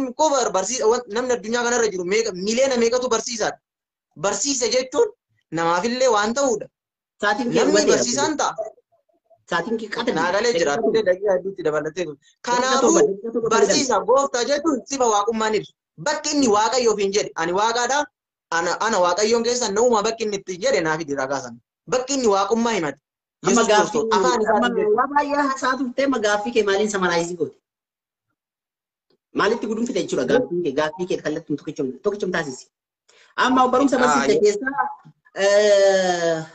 who is rabbi eenyudha waan jedhu jalqaba gaaffii barumsa jalqabde irratti gaafattee turteeti isa kanarratti dura dubbadheen ture macaafamni qulqulluu Rabbii Yesuus Kiristoos jedhee hiika. Rabbi jechuun Yesuus Kiristoos mataa isaa akka ta'e hiika. Yohaannis boqonnaa tokko lakkoofsa 36 irratti barsiisaa jechuun Rabbi jechuudha jedha. Jecha Rabbii jedhu kana ati amma dubbatteetta. Fedha Rabbiitiin lubbuu uume, fedha Rabbiitiin dhukkubsataa fayyise, fedha Rabbiitiin du'aa boollaa kaasee jette. Rabbi sun immoo eenyu kan jedhu sanatti deebi'uu qabna. Isa kanaaf immoo wangeelli keenya ragaa inni kennu gaafa bartoonni isaanii walitti wal ga'anii Filiphos gaaffii inni gaafate barsiisaa abbaa arguu barbaanna. We want to see the Father jedhe. Abbaa arguu barbaanna, abbaa nu agarsiisi. Nuyi as turuun barbaannu kanarraas turuu nu ga'a jennaani. Akkamittiin yeroo dheeraa na bira turte akkamittiin abbaa na gaafatta. Namni anaan arge abbaa arge. Who see me? He see the Father. Eenyu kan na arge abbaa koo arge. Namni anaan arge abbaa arge. Abbaani ana keessa. Ani abbaa keessa. Waaqayyo hafuurichi isa fiizikaalii foon uffate Filiphos boqonnaa 2 sorry Qolaasiyaasii boqonnaa 2 lakkoofsa 9 gubbaatti guutummaan waaqayyoodhaan namummaa isa foon uffate Kiristoos keessa buufataa jedhe. Kanaaf dhayyee aanyo fooniin ofii kiyyaa'ummaa gochuu hin danda'u. Hafuuricha isa na keessa jirutu hojjetaa jedhe. Hafuurichi immoo waaqadha. Yohaannis boqonnaa 1 Yohaannis boqonnaa 4 lakkoofsa 24 gubbaatti waaqayyo hafuuraa jedhe. Waaqayyo ijaan namni arge hin jiru. Waan inni hafuurri suni karaa namni garbicha isaa isa foon uffate karaa Yesuus Kiristoos isa foon uffate nama ta'ee dhalate sana keessa buufate ilma namaatti nutti of mul'ise nutti of beeksise jedha. Karaa eenyu karaa Yesuus Kiristoos isa foon uffate karaa sana dhufee ofii isaa nutti of beeksise jedha. Kanaaf Rabbi eenyu? Who is Rabbi? Rabbi kan jedhame caafame jalqaba Quraana keessatti moo macaafa qulqulluu keessatti yoo jenne macaafa qulqulluu keessatti barreeffame. Macaafni qulqulluu soba yoo jette immoo Quraanni mataan isaa yoo suuraa Al-Imraan boqonnaa 3 lakkoofsa 3 gubbaatti ani Tooraatii fi Injiilii isa kanaaf kitaabicha ragaa ba'uu fi mirkaneessuu fi dhufe jedhe malee faalleessuu dhufe hin jenne. Kanaaf erga faalleessineetiif Rabbi kan jedhamee caafame macaafa qulqulluu keessatti barsiisaa kan jedhamee kan caafame Yesuus Kiristoos tokko kana. Lammaffaa Abrahaami Musee eenyu gooftaa koo jechaanii ture namoonni dubartoonni abbaa manaa isaaniitiin isin jedhu nullee waaqayyo gooftaa koo jenna. Inni kun kabaja agarsiisuudha malee maqaa waaqummaa isaa yookiin gooftummaa isaa agarsiisu miti jedhu. Yesuus Kiristoos afaan isaatiin waaqa kanarrattis lafa kanarrattis gooftummaan ana qofaadhaaf kenname. The kingdom of the above lafa kanarrattis samii kanarrattis gooftummaan anaaf kenname jedhe hin danaggage. Namoonni kabaja guddaa agarsiisuudhaaf maqaa maqaa Muhammad maaf of waamtu. Maaliif dha musliimni hundi Muhammad jedhe maqaa musliima duwwaa waamu. Kabaja isaa agarsiisuuf verify gochuuf amantii sana flourishtii gochuudhaaf dha akkasitti maqaa sanaan moggaafattanii maqaa sanaan waamtu jechuudha. Beeksisa kana gochuudhaaf. Garuu isa kana hin dandeenye isaan macaafa qulqulluu keessatti. Gooftummaan hundinuu jedhe warra isaaf sagaduu dideef. Gooftummaan hundinuu anaaf kenname. Waaqa kanarrattis lafa kanarrattis daqiiqaa koo laalachaan jira. Daqiiqaa lama caalaan fayyadamne. Waaqa kanarrattis lafa kanarrattis gooftummaan anaaf kenname lafa kanarrattis samii kanarrattis jedhe. Lammaffaa Qorontoos isa duraa boqonnaa 6 siif hin dhiyeessa. Qorontoos isa duraa boqonnaa 8 lakkoofsa 6. Walumaan dubbifanna. Qorontoos isa duraa boqonnaa 8 lakkoofsa 6 gubbaatti waan inni jedhee dubbatu walumaan ilaalla. Macaafni qulqulluu dubbii sagalee waaqayyoo miti yoo inspired the word of God jedha. Sagalee waaqayyootiin caafame. Nuyi itti amanna waan ta'eef fudhachuun dhimma biraa dhiisuun dhimma biraatiin macaaficha mormuun immoo gaafiif deebii nun deemsisuu jechuudha. Ragaa macaafichi jedhe sana dhiyeeffachuutu deebii ta'a malee. Kanaaf Qorontoos isa duraa boqonnaa 8 lakkoofsa 6 gubbaatti akkas jedhee dubbata. Tole. Nuuf garuu waaqa tokkichatu jira. Innis abbaa isa waan hundumaa uume. Isa nuyi maqaa isaatiif jiraannus akkasuma jechuun jecha kana lamaan walitti hidha. Akkasuma abbaan waaqa tokkicha qabna isa waan hundumaa uume akkasuma jechuun jecha kana lamaan walitti hidha. Lakkoofsa 6 nuuf garuu waaqayyo tokkichatu jira innis abbaa isa waan hundumaa uume isa nuyi maqaa isaatiif jiraannus akkasuma gooftaa tokkichatu jira innis Yesuus Kiristoos isa waan hundumtuu ittiin uumame, isa waan hundumtuu ittiin uumame, gooftaan tokkichatu jira. There is only one Lord. Lordin tokkichatu jira, gooftaan tokkichatu jira. Gooftaan biraa hin jiru. Dammaa jettee moggaafachuu dandeessa, dammaan tokko na duwwaa. Ati maqaa biraatiin moggaafachuu dandeessa, eenyummaa koo kan ibsu ana duwwaa. Who verified only me. Kan eenyummaa koo ibsu ana duwwaadha malee maqaa abbaan barbaade yoo waan barbaade moggaafate isa kana ibsuu hin danda'u. Kanaaf gooftummaa gooftaan tokkichatu jira, waaqni tokkichatu jira, innis maqaan isaa Yesuus Kiristoos jedhe Qorontosii boqonnaa isa duraa boqonnaa 8 lakkoofsa 6 gubbaatti ragaa ba'e. Gooftaa tokko qabnaa, waaqa tokko qabnaa, maqaan isaa Yesuus Kiristoosidha jedhe. Gaaffiitti fufu amma akkana goona. Daqiiqaa 5 daqiiqaa 2tti deebisa. Daqiiqaa 2 gaaffii bichaa gaafattaa. Daqiiqaa 5 itti seene dhiisi kan no daqiiqaa 5 Zim jennee borcaa ooluu ni kan qabu. Fakkeenyaaf jecha dhaggeeffatu basiifan ibsa. Jecha tokkicha gaafattanitti inni dhaabata. Jecha sanaaf deebiin sii kenna. Otoon jecha sanaaf deebii sii kennin gaaffiif deebii fi ibsi gargari. Gaaffii fi deebiin ibsi immoo gargari. Ibsa jechuun daqiiqaatti fudhanneerraa gaaffii kee gaafatii maal ibsa taree? Yoo gaafatii maal irraa ibsa kenniti? Ibsa maallaa kenni taree ibsi beekta. Amma gaaffii na gaafatta gaaffii sanaaf ibsan sii kenna. Ani ansariin sii godha. Gaaffii keetiif daqiiqaa 2 guddaa. Kontinu itti fufu. Ilaa amma jalqaba irratti maal wanti jechaa turte Yesuus Kiristoos bifa kamiinuu yoo laalle Waaqayyo ta'uu hin danda'u. Gaafiin ani si gaafadhe tokko illee naan deebisne. Maaliifi namni Waaqayyootti akkaan dhiyaatu namni jecha sagalee Waaqayyoo iyyuu dhagaa ture kan itti haasa'aa ture Musee ture. Museen sagalee Waaqayyoo dhagaa ture sun illee Waaqayyoon na agarsiisi jennaan namni ala arge jiraachuu hin danda'udha kan jedhe Waaqayyoon. Deebii deebisee. Akkasitti amananullee namni Waaqayyoon arge jiraachuu hin danda'u. Garuu Yesuus Kiristoos gabbu'ee argamee jira bifa kamiinuu Waaqayyo ta'uu hin danda'udha. Lammaffaa Rabbi jechuun akka Quraana keenyaatti hiika biraa qaba. Rabbi jechuun guddisaa aalamaa jechuu. Ka aalama hundayyuu isteeppiidhaan akkaataa isaan malu guddisu jechuu. Fakkeenyaarraa Rabbii kiyya jechuun guddisaa kiyya jechuu. Handhuurfataa kiyya kana guddisu jechuu. Kasi daa'imummaa irraa fuudhee ijoollummaa irratti oofee dardarummaa oofee achi booda ga'eessummaa oofee wanta hundumaa bineeldaa ta'u ilma namaa Rabbiin akkas akka wangeelatti barsiisa. Okay, barsiisa jechuun Rabbi jechuu yoo ta'e barsiisa jechuun Waaqayyo uumaa jechuu yoo ta'e hiikaan isaa iyyuu bar jalqabuma akkuma ati naa ibsite iyyuu Rabbi jechuun barsiisaa kiyyaa jechuudha jette. Barsiisaa jechuun immoo Waaqa jechuu miti. Atillee barsiisa ta'uu dandeenya. Anillee ta'uu danda'a. Barsiisaa wanta rabbooma ibsuu hin qabu. Fakkeenyaaf barsiisaa gosa meeqa jira? Barsiisaa baayoloojii jira. Barsiisaa amantii jira. Barsiisaa wantoota garaagaraa jira. Barsiisaa waan tokko qofa irratti hin ibsamu jalqabumayyuu. Kabiraatti itti si deebi'a. Ka'ammallee ati naaf iddaa turte Qorontoos isa duraa isa maaliif jettudha. Ani kana sin gaafanne bakka Yesuus Kiristoos afaan isaatiin mee ambuleessa kiyya akkana goona wacuunii kam koy haadha fixadhu ibsaa ooluu fi gaaffii gaafachuun gargari irra deebite soddoma irra deebaa ooluu dhaggeeffadhu baay'ateedhaaf homaa kan qabu gaaffii tokkicha gaafadhuutii bayi gaaffii sana deebisu haasa'uuti achi booda gaaffii si gaafadhaani afaan nama hin qabin qabu. Amma bar gaaffii soddoma gaafachaa deemta meeqan barreessa? Meeqan soddoma eessa gaafadde? Gaaffii soddoma bakka itti gaafadde fi kuni kanaam kana jechuun maal jechuudha? Kana jechuun maal jechuudha jechaa deemaa jirta. Gaaffii fi ibsi gargari obboleessa. Ibsa fi gaaffii gargari. Amma ibsi tamaan gaaffii gaafatta. No ila kaasi jedhaa jiru. Namni haasa'ee ka'ee gaaffii si gaafata. Amma biyoo guddateen gaaffii lama gaafadde haasa'ee dhumarratti gaaffii takka lama gaafadde ba'a. Ati gaaffii gaafatamte san deebisuudha malee ibsa kiyya keessa maasee. Ila obboleessa kiyya ammas gaaffii gaafachuu fi ibsa wal faana deemuun gargari. Ofii kee gaafatte ofii kee ibsita. Ofii kee gaafatte ani maal wajjin taa'aree? Ofii kee gaafatte ofii kee ibsita. Ofii kee gaafatte ofii kee ibsita. Kuni sirna gaaffii keessa hin jiru. Gaaffii gaafadhuti dhaabadhu. Nam deebisa.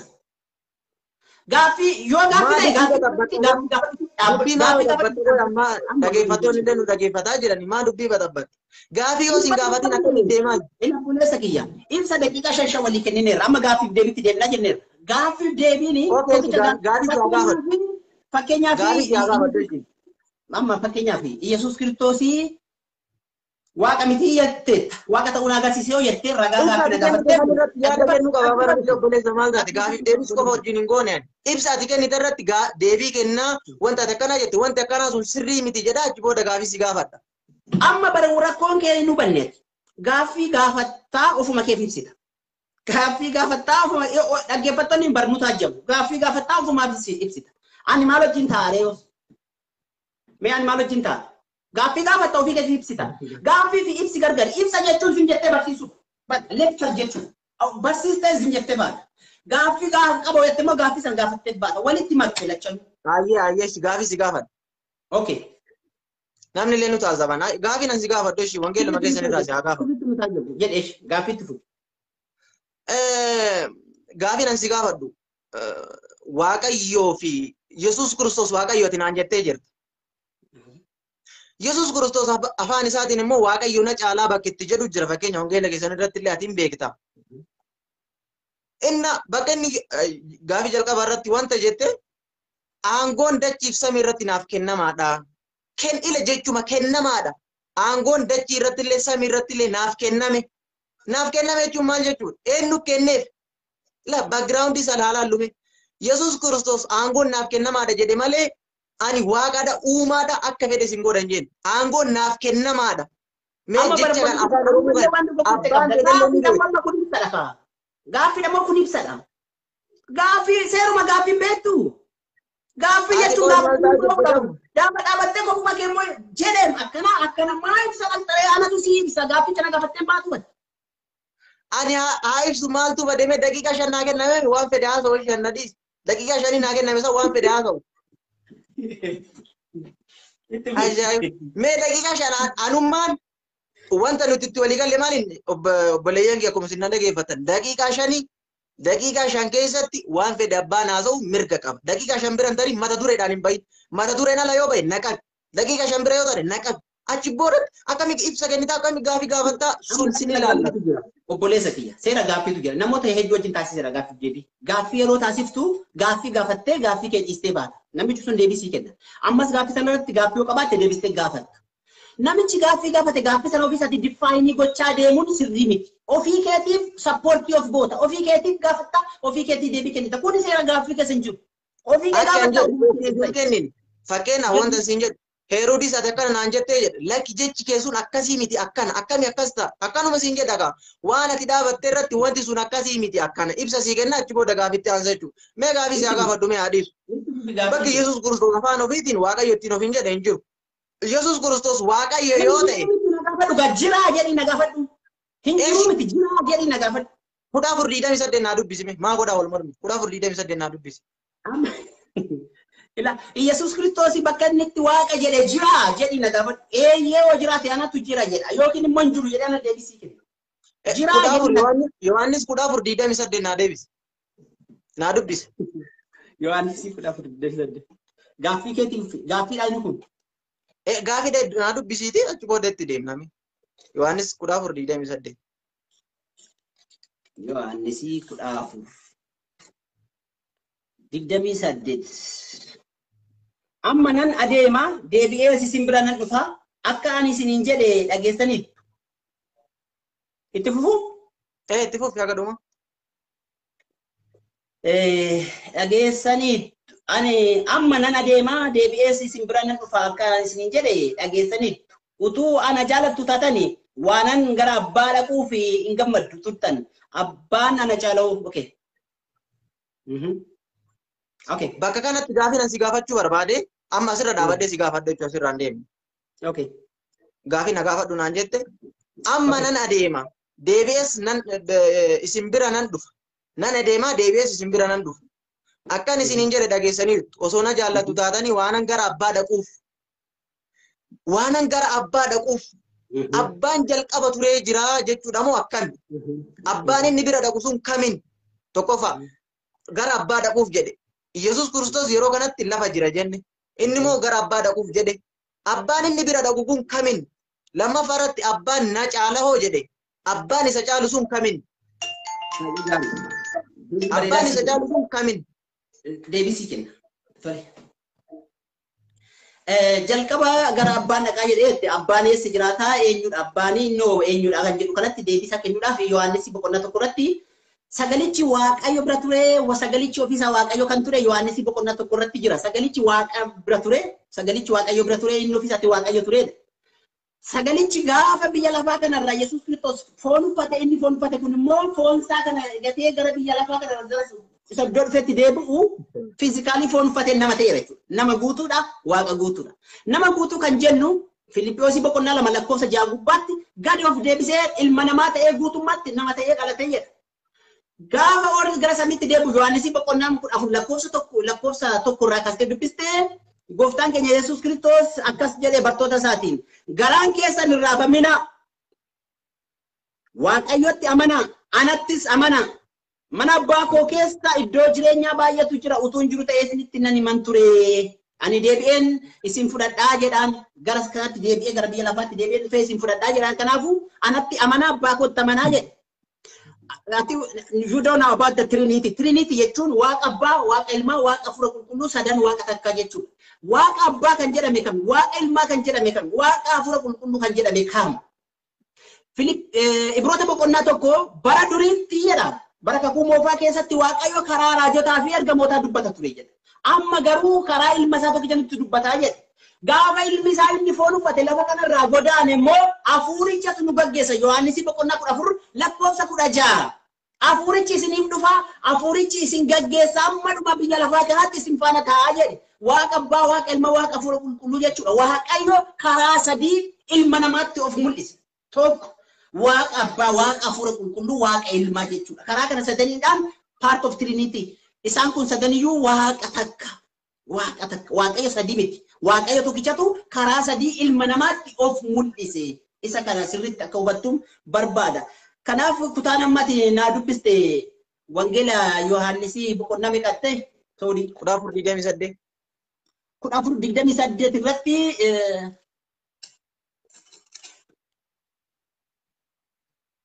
amma nana deemaa deebi'ee isin bira nan dhufaa.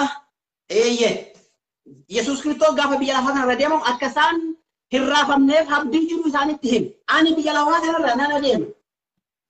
Hin raafaminaa garaan keessan tokko illee raafaminaa deebi'ee gara keessanitti nan dhufa. Iddoo isin jiraattan sana isin qopheessuuf gara mirga Waaqayyo abbaatti akka isin boqottaniif gara sana akka dhuftaniif ani amma isin biraa nana deema. Yoon isin biraa deeme isiniif wayyaa. Inni fiizikaalii waan uffateef al tokkotti biyya lafaa kana ga'uu hin danda'u. Waaqayyo hafuura. Hafuurri suni al tokkotti addunyaa kana mara hundayyuu ga'a. Ameerikaa, Awurooppaa, Eeshiyaa, Itoophiyaa. Garuu fiizikaaliin uffate Yesuus Kiristoos akka allaattiitti hin balali'u yookiin akka hafuura sanaatti al tokkoon addunyaa kana mara bira hin ga'u. Kanaaf dhayyi isa isiniif wayyaa hafuura qulqulluun sun iddoo hundumaatti argamaa dheen bakka hundumaatti argamaa isin wajjin jiraataa isin keessas hin jiraata dheen hafuurri qulqulluun sun gaafa dhufu isin keessas hin jiraate nu keessa jiraata isa Yohaannis boqonnaa 14 lakkoofsa Waaqayyoon abbaan isa caalu sun kaminni dhabar laalam abbaan na caaloo jedhe kamtu isa caala deebisii kenna itti adeema. Abbaan caalu san na ibsu barbaada. Abbaan na caaloo jechuun maal jechuudha? Maatiyoosi 24 gubbaatti foon dadhabaadha jedhe hafuurri dhimmaadha jedhe fooni hin dadhaba akka ilma namaatti balali'ee haal takka addunyaa kana mara biraan ga'uu hin danda'u bakka hundumaa ga'uu hin danda'u. Fiizikaalii wannaa foon uffatee akka ilma namaatti nyaata hin dadhaba hin kadhata hin rafa hin ka'a waan ilmi namaa hojjetu hundumaa hin hojjeta cubbuu bichaan hojjenne gaafa biyya lafaarra jiru foon dadhabaadha amma hafuuraan ga'u foon hafuurri dhimmaadha foon dadhabaadha jedha hafuurri dhimmaadha foon dadhabaadha hafuurichi eenyudha Yohaannis boqonnaa 4 lakkoofsa 24 gubbaatti Waaqayyo hafuura namni hafuuricha ijaan arguu hin danda'u ijaanis hin argamne jedha. Inni ijaan hin argamne karaa ilma isaa tokkicha Yesuus Kiristoos isa foon uffatee nutti of mul'ise jedha. Glorify of godhe eenyummaa isaa of ibse nutti of mul'ise karaa eenyu karaa Yesuus Kiristoos. Filiphoosi boqonnaa 2 si dubbise situ nu banne dhaggeeffattoonni hubatanii. Filiphoosi boqonnaa 2 lakkoofsa 7 gubbaatti inni foon uffate kun gadi of deebisee ilma namaa ta'e guutummaatti ilma namaa fiizikaal ilma namaa ta'e ilmi namaa kan ta'e hin nyaata hin dhugaa hin rafa hin ka'a hin dadhabaa meetaaboolizimii ilmi namaa gaggeessu kamiyyuu hin gaggeessu yeroo biyya lafaarra kanaan ture akkuma keenya hin kadhata akkuma keenya hin nyaata hin dhugaa hin dadhabaa akkuma keenya ta'e jechuudha biyya lafaarratti kana jechuun gadi of deebise nama dadhabaa of godhe Gaadi of deebise nama dadhabaa nama foonii of taasise nu gidduutti gidiraa ilmi namaa baatu, cubbuu ilmi namaa baatu, du'a ilmi namaa baatu, salphina ilmi namaa kana baatu hundumaa ilma namaa ta'ee fiizikaal ilma namaatti mul'ate baate. Inni kun eenyu kan jedhuuf immoo Yohaannis 14:9 gubbaatti deebisaa siif kenneen ture. Yohaannis 14:9 gubbaatti abbaan ana keessaa ani abbaa keessaa jedha Yesuus. Abbaan ana keessaa ani abbaa keessa. Namni anaan arge abbaa koo argeera. Namni anatti amane abbaa kootti amaneera.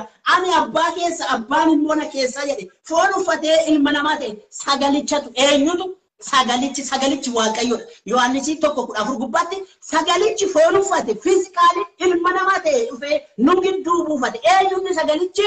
Qolaasiyaas 1:15 gubbaatti Kiristoos Waaqayyo isa ija namaatti hin argamne sanatti foon uffatee ilma namaa ta'e dhufee nu gidduu buufate. Gaseet. Okay.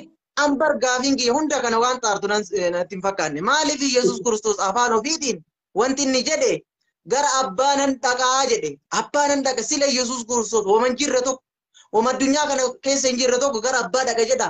Abbaan hin jiru. Abbaan akkamitti waan hin jirre tokko garas dhaqa. Lammaffaa irratti dammoo na caala hoo. Na caala jechuun akkam jechuu hin caalu jechuutti jirta. Tokko jechuun jirti inni na caalaa jedhe. Afaan Oromoo kana namni hundinuu ni hubata. Namni hundinuu ni dhaga. Obboleeyyan na caala jechuun maal jechuudha? Sii kenna deema. Na caala kan jedhamu. Bar ati yeroo keetii rakkoon kee maali? Ani si'a lanaatu. Gaaffii gaafatte deema. Naata hin kaadu obboleessoo. Hai ani haasa'u hageeffadhu. Yeroo feete akka feetetti waan feete haasoftee quraana keessa dhayitee koppii quraanni godhatee minaan hin jettee haasofte. Numan callis. Yeroo ani afaan lama buuse qaata afaan hin naqabdu. Never. Seera gaafi deebii miti kun. Haasa'u daqiiqaa 5 kiyya akka feetetti haasa'a. Dhaabadhu na dhageeffadhu. Okay. Jalqabuma irratti illee akkuma kaasaa turretti Yesuus Kiristoos bakka afaan isaatii Waaqayyo itti jedhee fideennaan ani barsiisa ani gooftaadha naan jedhee jedhe sun Waaqayyo ani bakka Waaqayyoodha ani uumaadha Yesuus ittiin jedhe hin jiru. Hin jiru. Never ever wangeela keessatti. Lammaffaa irratti bakka kanatti yoo laalle abbaan na caala hoo. My father is greater than I. Kana namni hundinuu ni beeka. Namni afaan Oromoo dhaga'u. Fakkeenyaaf Abiyyi caala moo Dammaqee Mokonnin? Abiyyi Ahmadi caala. Maaliin caala? Aangoodhaan caala. Yoo fedhe aangoo san irraa buusuu danda'a. Yoo fedhe ammoo tunuu bakka wayii erguu danda'a. Yoo fedhe akka fedhe godhuu danda'a Abiyyi Ahmad Dammaqee Mokonnin jechuun akka uummata keenya galuutti kaafaan uummata keenya galuun haasofna. Kanaaf Yesuus Kiristoos illee afaan isaatiin maal jedhe? Waaqayyo na caala hoo. Waaqayyo na caala jechuun kun waan wal nama gaafachiisullee hin qabu. Waan wal nama mormisiisullee hin qabu. Waaqayyo Yesuusin ni caala. Akkuma ati dubbataa turtetti Yesuus Kiristoos nama foonii dadhabaa ta'ee jette. Yeroo inni nama dadhabaa ta'etti yeroo inni nyaatee dhugee rafutti eenyutu waaqa ta'e? Yesuus Kiristoos exactly nyaatee jira dhugee jira. Eenyutu waaqa ta'e? Waggaa 33 dadhabaa ture. Amma si dhimmi kee isa tokko gaaffii ceete isa tokkotti utaan isa tokko kaaste isa tokkotti utaan gaaffii jalqaba kaaste irraa ceete gaaffii tokko qabsiisa galuu jira. Adeemsa kan jedhamu jira. Okay. Da'iyaa shanee geet.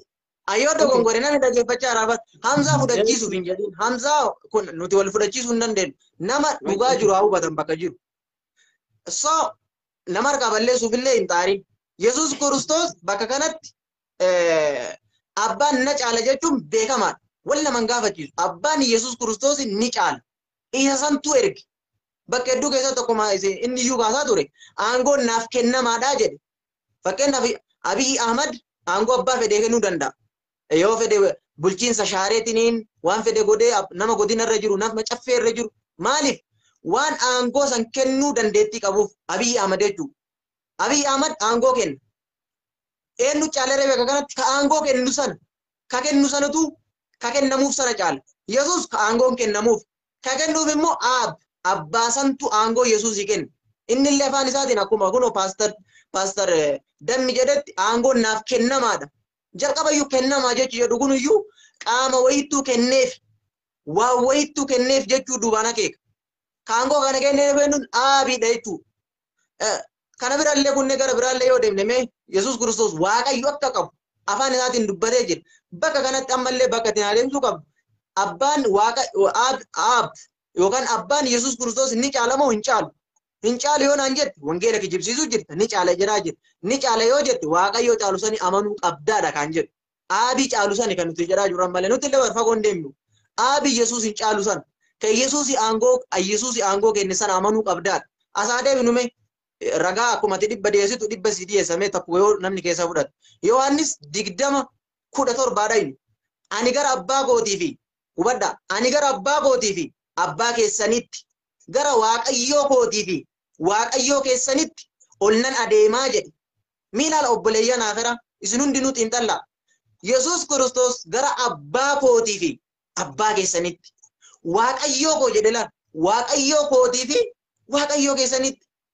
Yesuus Kiristoos akka afaan isaatiin waaqayyoo biraa qabu dubbachuu jira. Waaqayyoo kiyyatti ol adeemaa jechuu jira.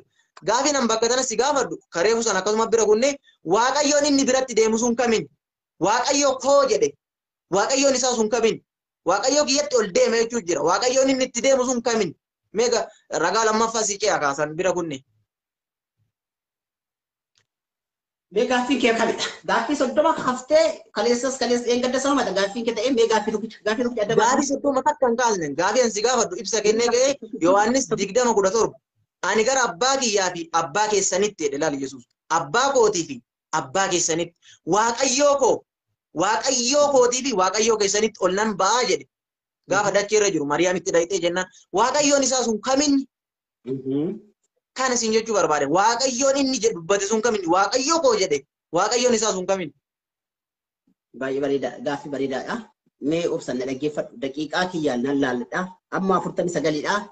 54 nan dhaba. Amma daqiiqaa 50 ta'eera na bira. Tole. Yohaannis boqonnaa meeqatte? Kutaa nama gaafatte. 20:17. 20:17 Yohaannis boqonnaa 20 lakkoofsa 17 irraa daddabnee yeroo keenyatti fayyadamna. Yeroon keenya baay'ee waan deemeef guyyaa biraatti deebi'uu dandeenya.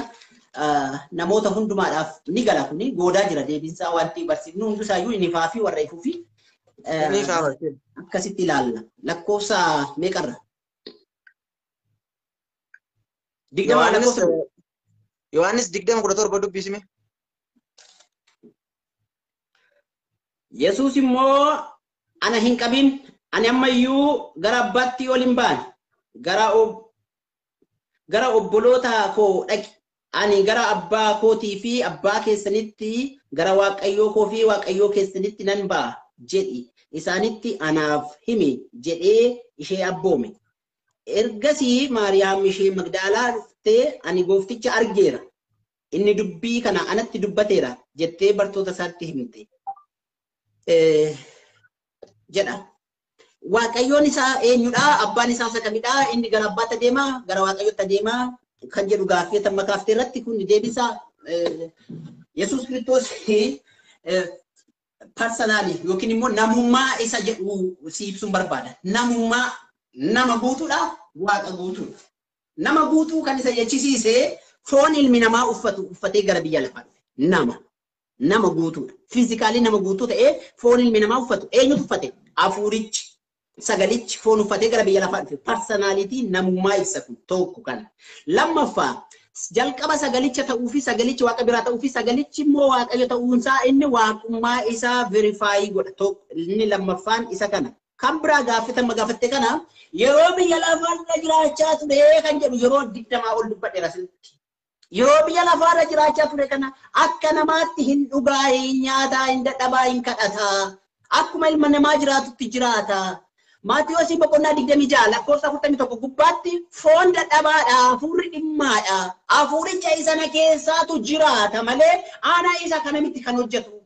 Foon isa kana miti, fiizikaali isa kana miti. Isa inni Yohaannis boqonnaa 14 irratti ani abbaa keessa abbaan na keessa jedhee Filiiphoosiidhaaf deebii kenne jechuudha. Hafuuricha isa abbaa sana keessa mataa raastee raasuu baatte inni adoon kee dhimma keeti. Fudhachuun dhimma kee dhiisuun dhimma kee. Anarraa Yesuus Kiristoos amanii siin jechuu miti. Dhugaa jiruun wangeela irraa si barsiisa. Mataa raasuun barbaachisu. Yeroo ati quraana irraa akkas jettee hin dubbanne. Kan akkasitti hubattuun barbaanne. Kanaaf personality isa namummaa isa inni foon uffatee tokko gara biyya lafaa gaafa dhufee akkuma namaa kamitti dadhabaadha. Waa'ee kanatti deebinee kaasuun barbaachisu. Physically ilma namaa ta'e Filiphoosi boqonnaa 2 lakkoofsa 6 irraa kaastee dubbiste Waaqayyotu foon uffate jedha malee namatu foon uffate hin jedhu. Waaqayyotu foon uffate. Foon ilmi namaa dadhabaan uffatee gadoof deebisee nama ta'ee dhalate. Quraanni amanuu baate dhimma biraati. Foon uffatee gadi bu'ee ilma namaa ta'ee dhalate jedha. Eenyutu Waaqayyotu. Erga biyya lafaarra dhufee immoo gidduu ilmi namaa baatu hundumaayyuu fiizikaalii qaamni namaa uffate hin gaafate. Kanaaf gara abbaa keessanii onnaan baay'ee foonichi inni uffate inni foon uffate Kiristoos jechuun isa dibamaa jechuudha. Annaawwanti isa ta'e jechuudha. Foon isa hafuura qulqulluu dibame sana isa hafuurri qulqulluu keessa isaa guute. Qolaasiyaasii boqonnaa 2 lakkoofsa 9 irratti guutummaan humti Waaqayyoo namummaa isa fiizikaalii foon uffatee keessa jiraate jedhe. Guutummaan humti isaa namummaa isa foon uffate Kiristoos keessa jiraate isa keessa buufataa jedha. Kanaaf inni foon uffate sun eenyudha? Waaqayyoodha. Sagalee Waaqayyo sagalee rabbii sanattu nama ta'ee gadi buufate. Gaaffii dhibba gaafachuu dandeessa erga biyya lafarra akkuma nama kamittiyyuu hin kadhata. Akkuma nama kamittiyyuu hin nyaata. Akkuma nama kamittiyyuu hin dadhaba. Biyya lafarra jiraate nama ta'eeti. Bineensa ta'ee miti. Akkuma koo fakkee nama ta'ee dhufee buufate. Waaqa koo jedheen kadhata eeyyee. Gooftaa koo jedheen kadhata eeyyee. Eenyu kadhata? Hafuuricha isa waaqarraa isa gara biyya lafaatti serbu. Hafuurichi gaafa biyya lafaatti serbu inni ofii isaatii eenyu ta'ee dhufe. Ergama isaa fudhatee dhufe ergamni isaa maalinni Waaqayyo isa ilmi namaa karaa addaanii cubbuu hojjetee jireenya keessa eden gannatti keessa gara bidda gahaannamitti gadi baafame. Hidhaa seexanaatti gadi baafame. Araara gochuudhaaf Yohaannis boqonnaa 3 lakkoofsa 16 gubbaatti Waaqayyo tokkicha ilma isaa Yesuus Kiristoositti gara biyya lafaatti kennuudhaan ilmi namaa hunduu isatti amanuudhaan jaalalli Waaqayyo maal akka ta'ee fi ilmi namaa deebi'ee fayyuu carraa akka argatu Waaqayyo kenneef. Lakkoofsa 17 Yohaannis boqonnaa 3 mee walumaan dubbifna. Lakkoofsa Yohaannis boqonnaa 3 lakkoofsa 16 Waaqayyo akkasitti tokkicha ilma isaa amma kennuufitti biyya lafaa jaalate. Kun immoo isatti kan amanan hundinuu jireenya bara baraa haa qabaatuuf malee haa baduuf miti. Kan isatti amane hunduu Waaqayyo biyya lafaatti farachiisuudhaaf miti. Waaqayyo biyya lafaa kaayyoo inni guddaan ilmi namaa no taayimii ganaan qaba. Laalaan jira daqiiqaa koo. Waaqayyo biyya lafaatti ilma isaa biyya lafaatti erge malee egaa ilma isaa kanatti kan amanu itti hin faradamu. Ilma isaatti kan amanne ammayyuu itti faradameera jedhe. Amma isa Yesuus Kiristoos ilma namaa ta'e karaa durbee Maariyaam irraa dhalate ilma namaa ta'e otoo inni dhalatiin iyyuu dura Isaayyaas raajichi waa'ee isaa kan dubbate ilmi nuuf dhalataa gooftaa bara baraa abbaa bara baraa waaqa bara baraa jedhamee maqaan isaa waamama jedhe Isaayyaas waggaa 700 dura otoo inni dhalatiin iyyuu waa'ee isaa saba'ee Yesuus Kiristoos irratti afaan isaatiin kan dubbate tokkicha ilma isaa kennuudhaan jedha. Ilma isaa dabarsee kennuudhaan biyya lafaa kana jaalate akkasumatti jaalate warri isatti amanan haa fayyanii malee jedhe. Kanaaf Yesuus Kiristoos anatti amana abbaa kootti amana mana abbaa koo keessa iddoon jireenyaa baay'eetu jira. Sababni isaa namni Yesuus Kiristoos hin beekne yoo abbaatti amane Yesuus Kiristoositti amane anatti amana abbaa kootti amana mana abbaa koo keessa iddoon jireenyaa baay'eetu jira kan jedheef isa kana. Kanaaf hin dadhabee hin dhugee hin rafee hin ka'ee hin maal ta'ee nama ta'ee fiizikaalii ilma namaa ta'ee dhalateera. Filiphoosi boqonnaa 2 lakkoofsi 6 deebisii ta'a isa kanaaf irra hin deebi'u. Gaaffii birootti fufi.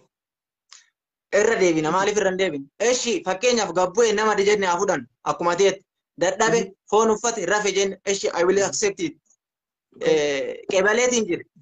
Haa jennu fakkeenyaaf. Thank you. Nama ta'ee dadhabeetiin eegas yommuu tunuu gara waaqaa ol ba'e haa jennu. Akkuma ta'etti iyyuu haa fudhannu mee dadhabe ol ba'e haa dadhabu eshi dadhabeetiin nama ta'eeti sun rakkoon qabu mee akkuma ta'etti sanitti iyyuu haa deemnu. Eega ol ba'aa kanatti hoo jecha yeroo ol ba'uu kanatti ani gara waaqayyoo kootitti ol ba'aa waaqayyoon isaa sun kaminnidha. Waaqayyoo kootiif waaqayyoo keessanii simply way. Very fine si godha jecha tokkotti. Jecha tokkotti waaqayyoon isaa sun kamin.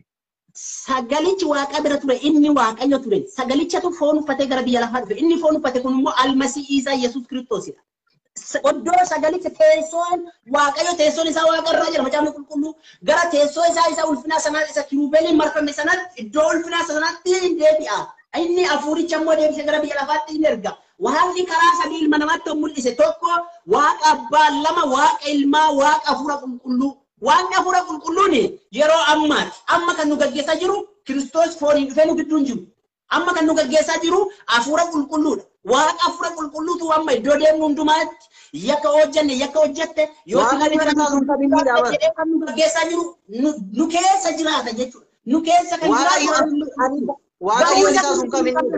warri Yesuus Kiristoosiin hin qabne qulqullina of keessaa hin qabdan jira macaan qulqulluu. Okay, maaliin gaaffii gaafatteef deebii kennan jira naa obsita. Kanaaf Maamaraati nama naa obsitu kan si gaafachaa jiru simple way. Waaqayyoon isaa sun kamiin gara waaqatti ol baay'achuu jira. Bara gara waaqummaa kootitti hin jenne. Gara waaqummaa koo jalqabaa yookaan gara aangoo kiyya waaqummaa isa dhiise san jalqabaatti hin jenne. Gara waaqayyoo kooti sila jechi kun bar'ifa. Gara waaqayyoo koo maal jechuudha jechi kun nama kamiif iyyuu ifa. Gara waaqummaa kootitti yookaan gara aangoo kootitti yookaan immoo gara jalqaba aangoo kiyya dhiisee dhufe waaqummaa kiyya dhiisee dhufe sanatti hin jenne. Gara waaqayyoo kootii fi jedhama. Waaqayyo jechuun waan beekamaadha. Waaqayyoo kootii fi keessanii waaqummaa kootitti hin jenne. Aangoo kiyyatti hin jenne. Waaqayyoo koo jedhe. Waaqayyoon isaa kamiin? Waaqayyoo isaa san waaqayyoo inni jedhu san yooma waaqayyoo inni hin qabu jette wangeela so mormuu jirta ana son ta'in hamsaa miti wangeela so mormuu jirta. Maaliif waaqayyoo biraa akka qabu Yesuus Kiristoos dubbataa ture. Waaqayyoo kiyyatti ol baay'ataa ture. Hin qabu yoo jette wangeela keessa mormaa jirta kaa. Hin qabu yoo jette amani. Hin qabu yoo jette wangeela mormaa irra hamsaa miti. Waan wangeelaan alatti deebisiif hin kennu. Jecha mataa kan waa barbaasiin jedhaa jiran.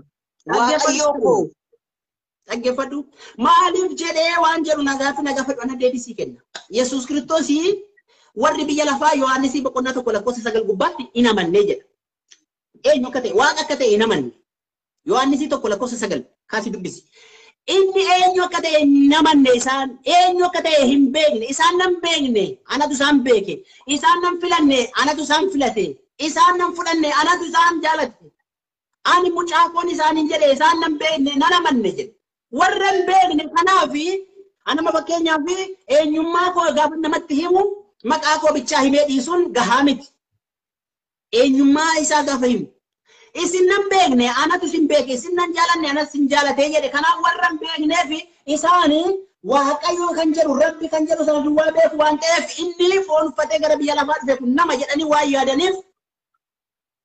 Kana abbaan koo ragaa naaf ba'eera kutaate ma bira dubbiste Yohaannis boqonnaa 5 irratti. Kana abbaan koo ragaa naaf ba'eera jedhe Yesuus. Isin garuu sagalicha hin hubanne hin dhageenye hin beekne hin barre. Kanaaf immoo abbaan koo isa kana ragaa naaf ba'e ragaan inni ba'eefi jalqabaa sagalee ta'uusaa sagalichi waaqa biraa ta'uusaa sagalichi inni ofiisaa waaqa ta'uu ragaa ba'e verify godheef. Tokko kana Qolaasiyaasiin boqonnaa 1:15 amma 30 ta'e namni nuufa obboleessa. Dura dubbiseen ture Qolaasiyaasii boqonnaa 1:15.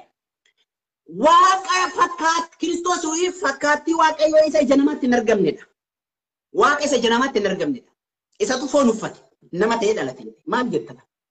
Mee maal jetta? Waaqatu foon uffatee ilma namaa ta'ee dhalate jedhe. Maal jetta Yohaan? Mee Qolaasiyaasii boqonnaa 1:15 maalitti hiikata? Mee akkamittiin zarrasuu barbaadde? Lakkoofsa 16 gubbaatti immoo waan hundumaayyuu isa tuumee waan hundumtuu isaaf uumame aangoon hundinuu harka Kiristoos keessa jira. Maal jette kana? Yoo macaafichaan fudhadhu jette macaafichi immoo ofiisaatiif iyyuu inspired the word of God. Gaggeessaa hafuura waaqayyootiin barreeffame jedha. Maatiyoos boqonnaa 5:18 qubee tokkittii fidala tokkittii keessaa baasuu hin danda'an. Fidala tokkittii half of letterii qubee sana tokkittii ishii dimmaasha ishii keessaa baasuu hin danda'an haquu hin danda'an. Akka jirutti dubbichi dubbii waaqayyooti. Dubbii waaqayyoo isa ta'e kana immoo ofiisaatiif dubbate. Akkuma kana immoo eessatti ani waaqa jedhee wanti qosin itti dabalee si deebisa. Eessatti ani waaqa kan jedhe Roomee boqonnaa 14 si dubbiseen ture. Lakkoofsa 11. Roomeen jecha waaqa Yesuusi. Dhaggeeffadhu. Roomeen jecha Yesuusi. Dhaggeeffadhu obboleessa. Koitas jechumaa jechuudha. Jecha sana hammattuu keessa galcheeti akka jirutti fudhatee achi kaa'e. Gaafa jechi nama biraa. No, Roomeen jecha Yesuusi. Roomeen jecha Yesuusi. Dhaggeeffadhu obboleessa kiyya sirriitti anna qajeeltu. Si gaafachuu jira Roomeen jecha Yesuusi. Roomeen jecha Yesuusi naa deebisi. Dhaggeeffadhu.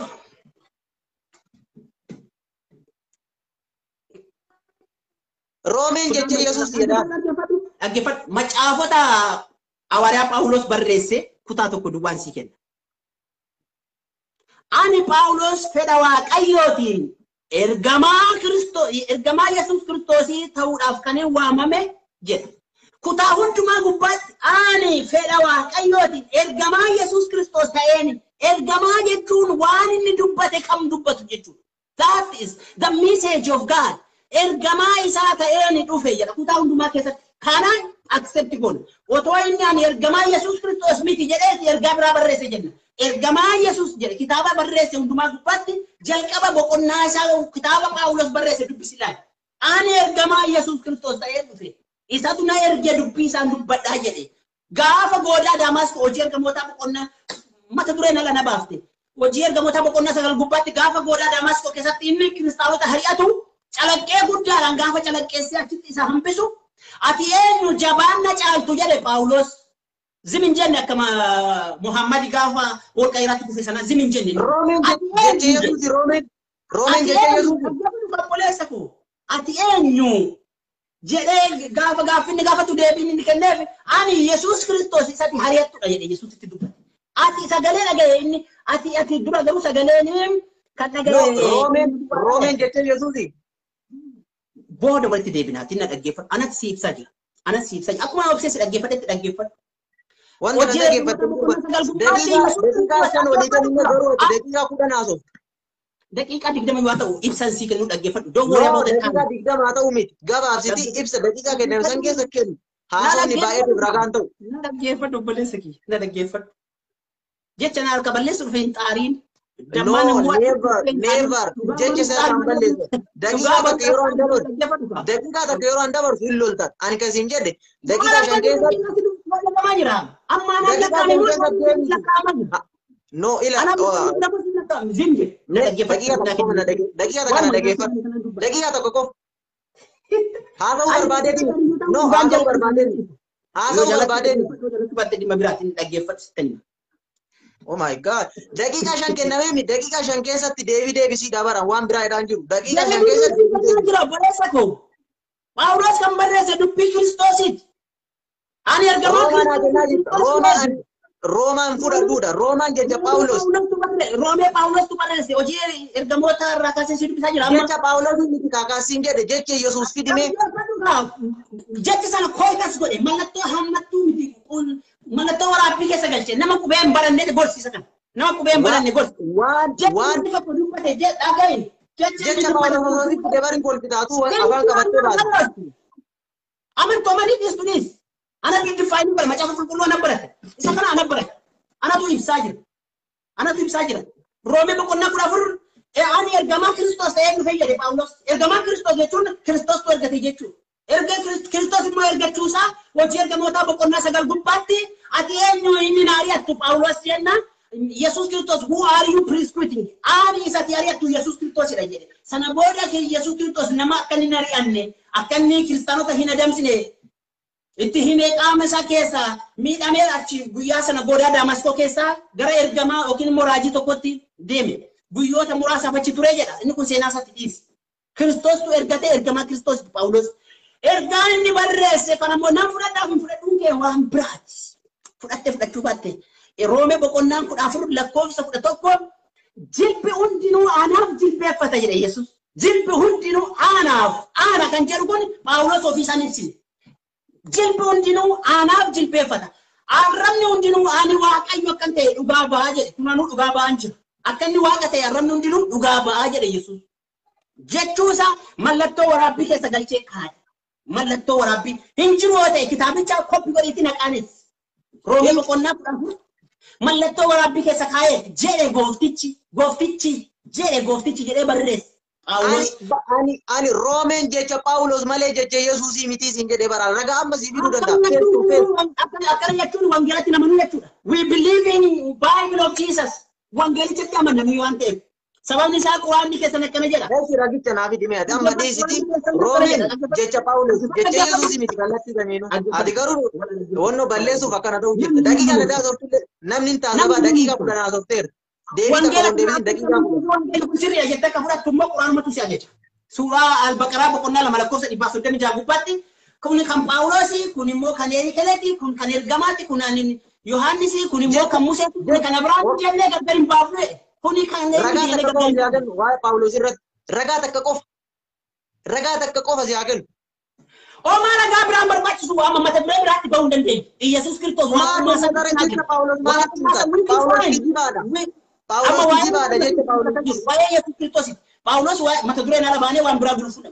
Phaawulos waa'ee Yesuus Kiristoos dhugaa isa ba'ee sanaa fi waan dhaga'e isa barreesse sana as Phaawulos waan isa fakkaate haasaa ture malee jecha Yesuus ofirraa haasaa ture waan isa fakkaate. Amma mee bakka amma Yohaannis 20:17 naaf hidhe. Amma ragaa barbaadda miti. Ragaa barbaadda miti. Itti amanuun waan biraati. Ragaa argachuun waan biraati. Ragaan barbaada garuu daqiiqaa 5 keessa naa deebi'u. Maalu na dhaggeeffatu. Maalu obboleessa kiyya. Maa balleessitaa? Miti amma kan ta'u gaafa deebii keenya tafayyadu. Daqiiqaa 5 walii galle moo hin galle namni nu taasisa yeroo jalqaba itti seenu daqiiqaa 5 jennee walii galle. Daqiiqaan kee ga'ee dhaabinaan hin jenne. Arufana bulufaa jirta. Akkana jennaan daqiiqaa 20 haasaa naan hin jenne akkana siin jennaan daqiiqaa 20 haasaa yoo feete naan jette. Daqiiqaa 20 ta'u naan jette. Daqiiqaa 20 kana naasa'u yoo ati hin dhaggeeffanne. Hin dhaggeeffanne daqiiqaa naaf hin fayyine. Akkana ni jalqabeen jalqabde.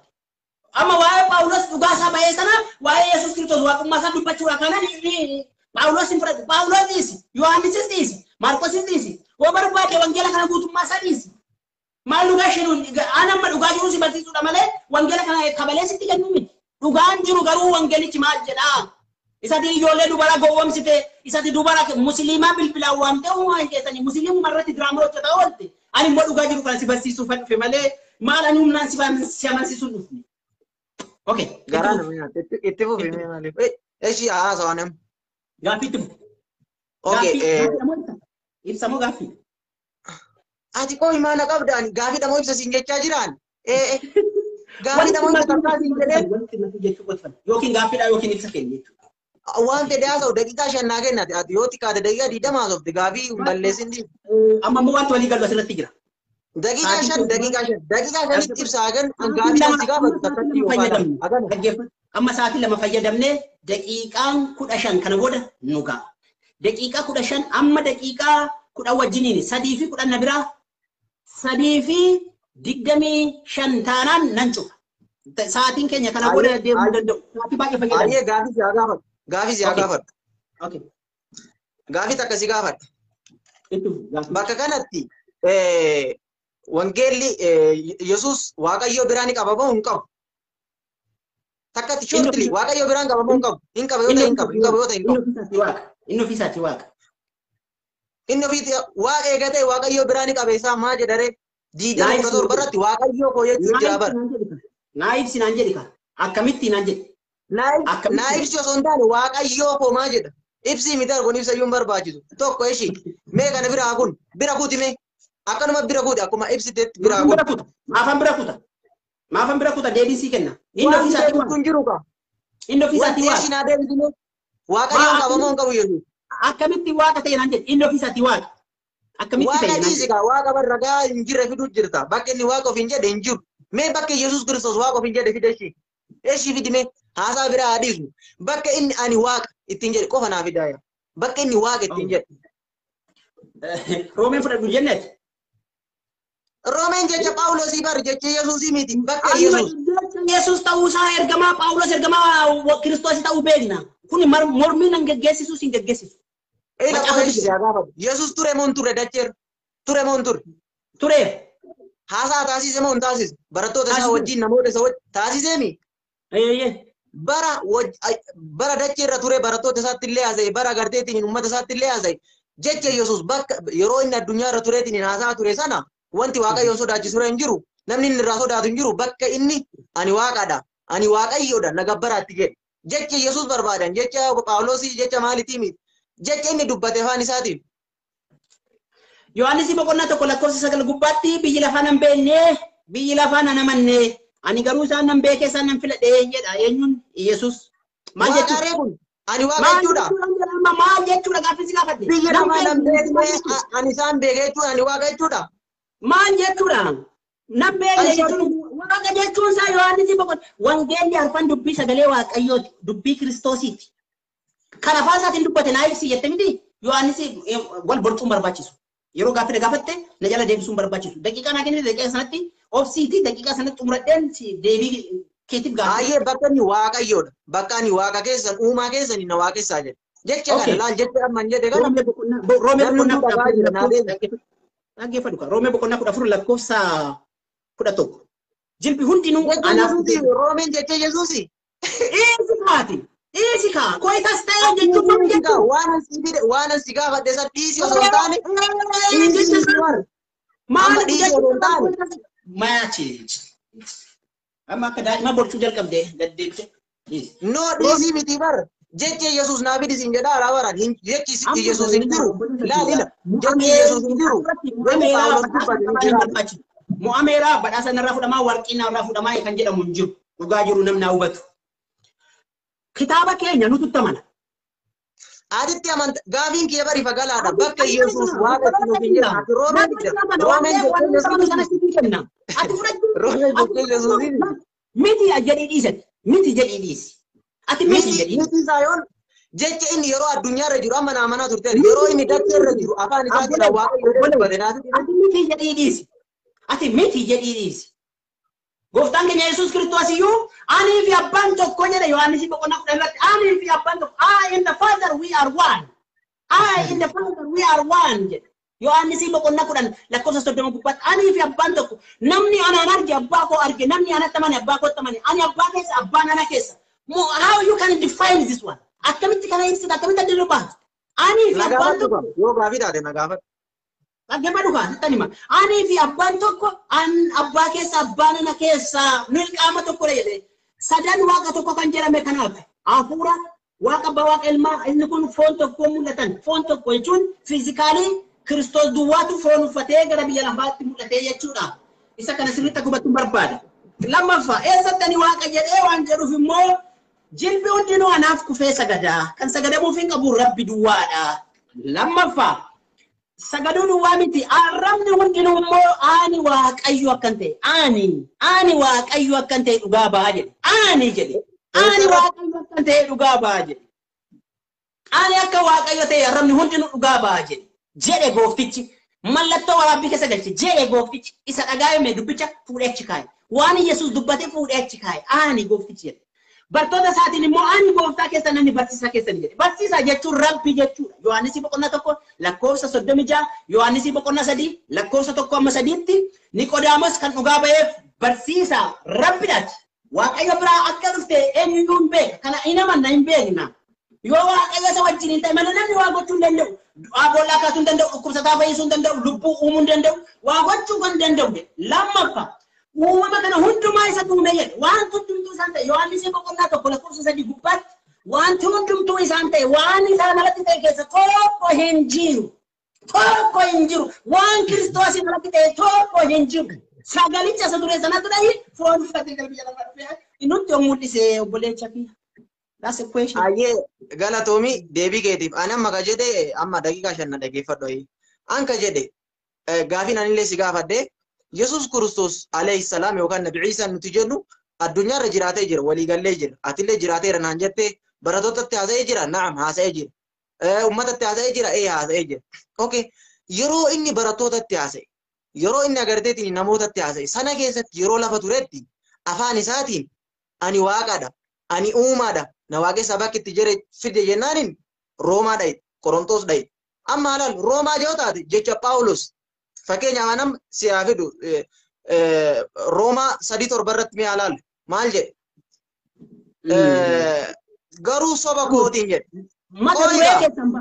mata duree keessan we don't go out mata duree keessan baane macaafni kun bal'aa waa'ee waaqummaa Yesuus Kiristoosiin alatti mata duree biraa kan Phaawulosi kan Phexrosi hin fudhatu haadho mata duree keessan bawan mata duree kana waan Yesuus wanta hagaa jiru waan Yesuus dhaggeeffadhu gaaffii keenyaaf mata duree nala hin baanu hin borcinu waan bira hin fudhatu hin dhagahu waan Yesuusiin wanta hagaa jiru mata dureedhaan ala hin bahu mata dureedhaan ala gaaffii hedduu gabbiraatti deebi mata dureen waaqummaa isaa fi gooftummaa isaa diffaayinii goona Yesuus Kiristoos iddootti inni waaqa jedhe iddootti inni waaqa ofiin jedhe sana ani ifatti ibsaa jirra malee waa'ee Phaawulosi barachaa hin jirru waa'ee Phexrosi barachaa hin jirru Yesuus waa wallaalee qaba waaqni waa wallaalee qaba akkamitti wallaala waaqni wanti hunda ni beekaami eeka wanti isa jala dhokate hin jiruumi maaltu jala dhokata Ayyee walii gal. Yesuus Kiristoos waan hunda ni beeka wanti isa jalaa dhokate hin jiru wanti inni hin beekne hin jiru jechuudha. Gaafii akkasii gaafadha. Naam walii galleerra Yesuus Kiristoos wanti hunda beeka naan jiraatu. Asiyaa gaafadhume Maatiyos 24:36 yericha sanaa fi guyyicha sanaa fi yeroo sana garuu abbaa koo duwwaatu beeka malee ergamoonni waaqas ilmis namni tokko illee hin beekan jedhe. Mee jecha kana ilaalu. Akka inni jedhe abbaa koo duwwaa beeka. Barri sun bara kam yerichi sun yeroo dhumaati yookaan kan nuti qiyaamaa jedhu. Abbaa koo duwwaa jedhee achi lafa kaa'e. Abbaan inni jedhe sun eenyuun gaafii naa qabu. Lammaffaa ergamoonni waaqaallee jedhe akka isin beektanitti ergamoota waaqaa jechuun maleekota. Maleekonni illee yeritti san hin beekan. Ilmis jedhe. Ilma jechuurree akka isin beektanitti Yesuus. Ilmis hin beeku. Namni tokko illee hin beeku jedhe. Ati reefuu Yesuus Kiristoos wanta hundaa ni beekaa naan jedhe. Inni immoo yoo Maatiyos 24:36 irratti ani qiyaamaa hin beeku jedhaa jira. Akkam gootama bakka kan hin beeku qiyaamaa jedhe. Yesuus qiyaamaa hin beeku jedhe. Asitti hima. Maal jedhe? Dhaggeeffadhu. Yesuus Kiristoos yeroo biyya lafaarra turetti ilma namaa ta'ee foon uffatee foon kun asitti hafee hafuurichi immoo waaqayyoodha. Hafuurichi immoo ol deebi'e inni waaqayyoodha. Hafuurichi inni ol deebi'e sun waaqayyoodha. Waaqayyo ana keessa jiraata jedhe. Waaqayyo ana keessa jiraata. Waaqayyichi immoo hafuura. Hafuurichi immoo gara iddoo dhufee sanatti iddoo ulfina sanatti ol deebi'a jedhe. Amma gaa inni fiizikaalii fooniin du'eera. Hafuura sanatti jira malee Yesuus Kiristoos har'a fooniin hin jiru. Fooniin hin jiru. Fiizikaalii fooniin hin jiru inni mirga waaqayyo abbaa teessoo isa ulfina sanarra gubbaa hafuuraan jira. Hafuurichi immoo isatu beeka malee namni biraan beeku. Hafuurichatu beeka malee ergamoonni waaqarraa yookiin immoo ilmi inni foon uffate kana guyyaa kanatti har'a gaafa kanaa dhufa jedhee faraduu hin danda'u. Hafuurichatu guyyaa firdii sanaa kennaa isatu beeka malee jechuudha. Ergamoonni waaqarraan beekan jechuudha. Kanaafuu obboleechu na dhaggeeffatu na karoorsuu na qajeelchuu hin dhaltiin. Hafuurichi immoo na harkaa dha'uudhaaf isin fiigin. Ilmi namaa ta'ee foon uffatee gara biyya lafaatti erga dhufeen booda ilma namaa ta'ee asumatti fooniin ilma namaa jedhamee waamameera. Yohaannis 3:6 gubbaatti ilma namaa jedhamee waamame biyya lafaarratti. Filiphos 2:6 gubbaattis ilma namaa ta'ee foon uffatee jedhe. Foonichi ilma namaa ta'ee ol hin deebine obboleecha. Foonichi ilma namaa ta'ee ol hin deebine. Amma libsuu ija ilmi namaa kamiyyuu gaafa ol butamu gaafa ol samitti bahu amma libsuu ijaatti jijjiirama jedha. Malee foon mootummaa waaqayyoo kun teessoo sanarra hin jiru. Yesuus Kiristoos har'a akkuma gootana shamisii uffatee teessoo waaqayyoo taa'a yoo jenne wallaala illuushin jedhama. Wallaala jedhama. Kanaaf hafuura ta'ee jira gara teessoo waaqayyoo taa'a. Kanaaf maal jedhee dubbate hafuurichatu isin ergama. Hafuurichi isin wajjiniin jiraata inni bara baraan jedhe. Hafuurichi guyyaa inni deebi'ee dhufu sana wayyoo isadha jechuudha. Guyyicha sana. Eenyuyyuu guyyaa sana kan hin beekne isa nuti ija keenyaan hin agarre sun gaafa inni dhufu jechuudha. Isa nuti ija keenyaan hin agarre gaafa inni dhufu baay'ee ulfaataadha jechuudha. Deebistee? Deebisuuf yaalteerta. Wanti ati deebiste tokko illee hin jiru. Because hafuur ati zeeroo kennuu dandeessa tilmaa murteessaa Hazo ani zero godha atillee zero na godhi rakkoon qabu. Atillee hin deebisne naan jedhe. No problem. Zero na godhi. Wanta ati deebiste hin jiru. Maali? Daqiiqaa 5. Hazo inni akki jedhe yerittii sana ka jedhe abbaa koo duwwaa beekadhe hafuura hin jenne. Hafuura eessaa akka ati fiddee jedhe I don't know. Hazo daqiiqaa 5. Deebisi kenni hafuura akka jedhe. Maanaa kenni daqiiqaa 5 hafuura lakkoofsa 20 gubbaatti waaqayyo hafuura jedhe. Waaqayyo hafuura. Yohaannis dhiisiga as dubbisuu jirraan Yohaannis hin dhaquutti hin jiru bakka kanarraa ibsa kennuu jira.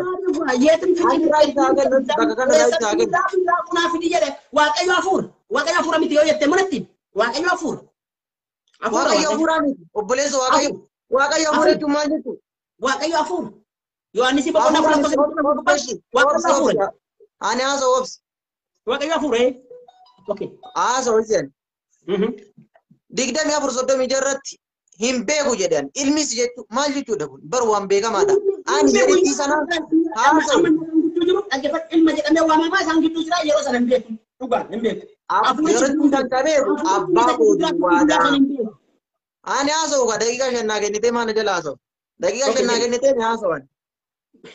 Gaaffii na gaafataa waan gaaffii na gaafattu man deebisii kenni. Gaaffii gaafachaa hin deemin yookiin ibsa ibsi yookiin gaaffii deebisi. Yoo gaaffii gaafattan immoo gaaffiin sana deebisaan deemi. Yerittii sana qabeeku abbaa koo duwwaadha. Alleqe dhumate. Abbaa koo duwwaa jechuun duwwaadha. Wanti biraa wanti beekamu tokko illee hin jiru. Itti aansee ibsa kenni.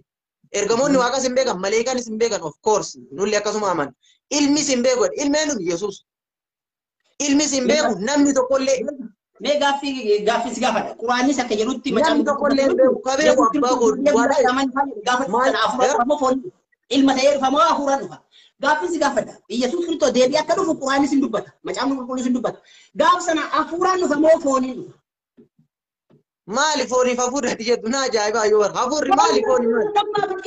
Ati hafuura malee foon hin jiraatta ati mataan kee. Yesuus Kiristoos uffata uffatee namuma ta'e akkuma gaafa ergamootatti mul'ate sana akkuma gaafa bartootatti mul'ate sana akkuma gaafa waggaa 33 lafarra jiraate sana foon ofiisaatti mul'atee jedhanii foon uffatee lammaffaa dhufa moo hafuura ta'ee dhufa? Akkasuma ta'ee dhufa Yesuus hima ta'ee dhufa. Ati amma foon hafuura hin qabdu. Akkam ta'ee dhufa jettee yaadda? Akkam ta'ee dhufa jettee yaadda? Yesuus hima ta'ee dhufa, namuma ta'ee dhufa, namuma amma jiru kana ta'ee dhufa, waan bira ta'ee dhufa. Waaqayyo yookaan immoo maleekaa ta'ee dhufu, Yesuus hima ta'ee dhufa. Mee san baaba san hin ta'e waan fedhe ta'ee haa dhufuuti. Inni ka jedhe asitti abbaa koo duwwaadha. Bar kun wanta wal nama galchu, wanta nama mormisiisu illee hin qabu. Abbaa koo duwwaadha. Jecha Yesuus mormitan isin yeroo hedduu wangeela mormitan, jecha Yesuus mormitan. Wangeeluma keessan deebitanii mormitan. Ka inni jedhe abbaa koo duwwaadha. Dhumate asitti dhumate dubbiin. Ergamoonnis hin beekan. Maal beekamee jedhu qiyaamaa wallaalee bara. Deebi'een dhufu. Hafuura sanatti dhufa guyyaa qiyaamaa. Hafuurichatti dhufa. Hafuurichi immoo amma guyyaa dhumaatti iyyuu sin gaggeessaa jedhamee caafame. Yohaannis boqonnaa 14 irratti lakkoofsa 16 dhaqee dubbisi. Hafuurichi amma guyyaa dhumaatti Yesuus Waaqayyoo miti ka. Hafuuri Waaqayyoo ta'e Yesuus Waaqayyoo miti. Yesuus Waaquma hafuurichatu immoo nama ta'ee dhalate. Hafuurichatu nama ta'ee dhalate. Hafuurichatu immoo nama ta'ee dhalate. Ofiisa hafuurichi Yohaannis boqonnaa hafuuri Waaqayyoo ta'e Yesuus Waaqayyoo miti ka. Because hafuura miti Waaqayyo Yesuus. Yesuus hafuura sanatu nama ta'ee dhalate. Hafuura sanatu nama ta'ee dhalate. Nama ta'ee mi? Nama. Qola nama ta'ee dhalate. Nama ta'ee dhalate. Nama ta'ee of buuse gadi. Okay, nama ta'ee dhalate. Hafuurri nama ta'ee dhalate jedhu. Hafuura sanatu nama ta'ee dhalate. Hafuura sanatu nama ta'ee dhalate. Qiyaamaa wallaanu san hafuuri keessa dhaqe. Foonni dhimma hin baasu jedhama Yohaannis miti. Maatiyoos boqonnaa 26 gubbaatti foonni dhimma hin baasu hafuuratu dhimmaa jedha. Foon biyya lafaa kan kanaafuu dhaggeeffadhu bakka hundumaatti kan sin gargaaru yeroo hundumaa kan sin gargaaru bara baraan kan sin fana jiraatu ani yeroo xiqqoo fanas gidduu sin gidduu jiraadha isin gidduudhaan nan deema yoo nan adeeme isiniif wayya yoo nan deemuu dhabaadhe hafuurri sun isiniif hin dhufu waan ta'eef gaafa nan adeeme immoo hafuurri qulqulluun sun isiniif dhufu namarra jiru hafuurri hin jiru maal hafuurri qulqulluu yeroo biyya lafaa irratti Yesuus Kiristoos ture sana eenyuuf iyyuu hin kennamne Yesuus hin kennamne inni immoo isa keessa jiraata. Isa keessa jiraata hafuurri. Isa keessa jiraate qiyaamaa maa wallaalee okay isa keessa jira jette reefu immoo samii dhaqee keessaa deemee sanii wallaalee foon bu'aan buusu jette keessa jiraate qiyaamaa maa wallaalee. Yoo nama anillee waan baay'ee waan dubbadhu qaba isin immoo amma yoo isa kana sitti mee baachuu hin dandeessanii jedhe. Anaan iyyuu beekne. Hafuurri keessa jira naan jette. Isin kana baachuu dandeessanii jedhe. Isin kana baachuu dandeessan jedhichi ulfaataadha. Isin kana himu otoo isin beesinu kana baachuu dandeessanii jedhe. Qiyaamaa qabanne wallaalee hafuurri keessaa kute. Maal wallaalee Yesuus Kiristoos bar foontu dubbate matoon taane aana biti isaanii keessa jirutu dhimma baasaa inni immoo guyyaan waaqayyo guyyaan firdi yoo ilmaan namootatti himee gaafa kanaan dhufa qadaameen dhufa sanbatan dhufa wagale ilmi namaa yaada qalbii isaan geeddaratu kanaaf guyyaa waaqayyo guyyaa hattuu kan jedhame hin beeku maaliif jedhe obboleecha kiyya Maatiyoos boqonnaa 20 mee Maatiyoos boqonnaa 26 dubbisne lakkoofsa 41 irra foon dadhabaadha hafuurri dhimmaadha foon dadhabaadha hafuurri dhimmaadha hafuuratu dhimma baasa jabaadha kadhadhaa jedheen kadhadhaa hafuuricha kadhadhaa jedheen hafuuricha dhimma baasa foon dadhabaadha jedheen Yesuus bartoota isaati foon dadhabaadha kanaaf akka namaatti jiraachatu irra hin deebiin akka namaatti as a personality akka namaatti jiraate akka namaatti dadhabee akka namaatti wallaalee eessi akka namaatti jiraate wallaalee moo wallaalee akka namaa yeroo jiraatu san inni wallaalee Yesuus Kiristoos sana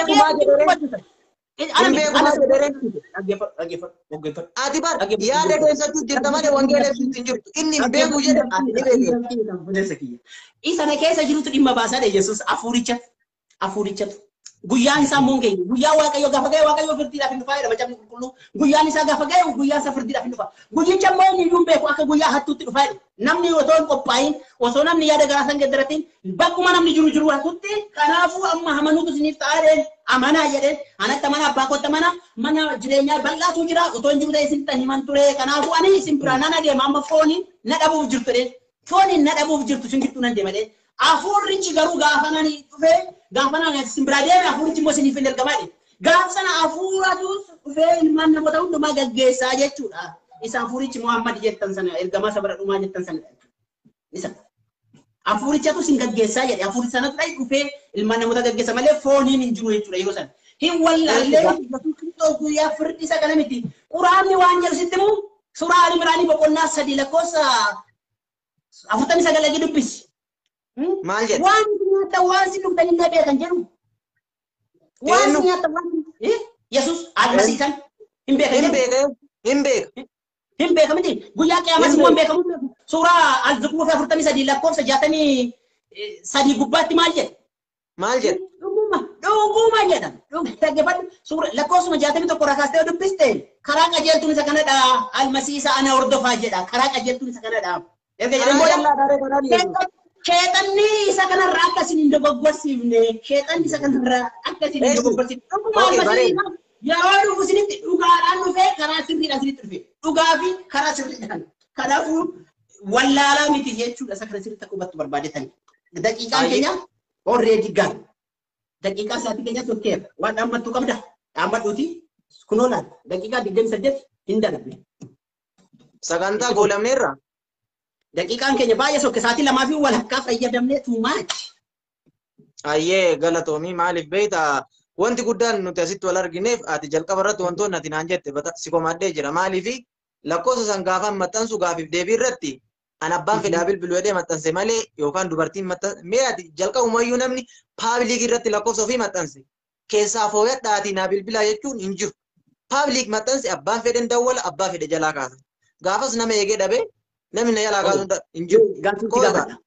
Obboloonni kiristaanii gaafa yoo xiqqaate namni 6-7 bilbilanii bilbila irratti hin cufneeti. Haa fixadhu. Ani wallahi billahi rabbii lamantaanee kakadhe nama takka irratti hin cufu. Sii miti paastarii keetii yoo dhufe hin cufu. Maaliif beekta? Wanti inni haasa'u wangeela irra jiru malee ofirraa hin fidu. Atillee achirra jiru anillee achirra. Nama takka irratti hin cufu. Because fakkeenyaaf yeroo namni bilbilu akkuma jettu biis ta'uu danda'a. Namni walirra bilbiluu danda'a. Maaliif hin cufa? Maaliif maxxanse? Maaliif hin cufa? Hin jiru wanta akkas jedhamu. Lammaffaa irratti dubartii islaamaa soyitee piraanki manaamin jedhu. Piraankiin nu biratti haraam akka islaamummaatti. Kijibni wanti hin taane piraanki wanti jedhamu hin jiru islaamummaa keessa. Kuni wanta faayidaa hin qabne wanta namni fedhii ofii jala deemee waan arge dalagu. Nun galchisu nun ilaallatullee. Lammaffaa irratti jechoonni akkasii sun jechoota kijiba namarra kaayan wangeelli keessanillee kijiba namarra kaa'uun dhoorga nullee wanta akkasii hin fudhannu kijiba namarra kaa'uun dhoorgina. Because wanti sun wanta argitee miti. Waan ija keetiin hin argine hin murteessin. Fakkeenyaaf na bilbiltee na bilbilee Hamzaa narraa kaasuu dhabe narra cufe yoo jedhe waan ija keetiin argitee hin murteessin. Waan hin argine hin murteessin narra hin kaa'ee an abbaa fedhan sodaadhu haalli qaddachiif samii malee yoo sodaadhe maal godhaa dhufee si wajjin haasa sun ta'e. Lammaffaa goolabuuf ika goolabuuf addaan deemaa irraami. Lammaffaa anaafsi dhugaa kana nama fudhachiisu rabbi. Atilleen karaan kee dhugaa detta anillee waan dhugaa jedhu siif mormu. Siif karaan kee dhugaadha of course dhugaadha. Rabbiin kullu hizbin bimaa ladayhim farihun. Cufti ilma namaayyuu wama isa bira jiru sanii gammadaa namni hundinuu wama isa bira jiru santu dhugaatti fakkaata. Anillee islaamummaan anaaf dhugaa. Siifillee kiristaanummaan dhugaa. Dhugaa ammoo rabbiin keenya duraan nuuf himeera maal akka dhugaa taate nuti ni beekna. Namni illee immoo fudhatee jira dhugaa hagamta akka taate namnummaan haa qalbisuu fi atillee haga sii maluun haasofte anillee haga narraa maluun beekumsa kiyya xiqqishuu qabu irratti haasa'eetiin jira namni dhugaa jiru bakka hundattuu ni hubata jedheetiin yaadaan kanumaan dubbachuu barbaada reega sagantaa goolame. Galatoomii guddaa si ajaa'ibsiifadha. Barsiisota musliimotaa nama 3-4 wajjin taasisee ture kana dura hedduun isaanii hin loluu hin wacuu waraana kaasu. Gaaffiif deebii amma na wajjin taasiftayyuu jedhee yaadne guddaa eebbifamii gaaffii akkasii nama kana taasisuu geetti garuu xiqqoo ibsaa fi gaaffii waan jedhu wal bira xiqqoo achitti walla jalaa rukutte. Isa kana gara dhufutti waan sirreeffannu natti fakkaata. Isa kana kanumaanii guddaa eebbifamii dhugaa jiru hordoftootaaf dhiifna. Dhugaa jiru hordoftootaaf dhiifna. Isa kana kan waan gabaabsinaa waa'ee anatu beekee anatu wallaalee inni kun anaaf siin barbaachisu nuyi kan beeknu barsiifneerra dhugaayyuu kan hordofetu fudhata jechuudha. Isa kana akkasitti akka hubattuun barbaada.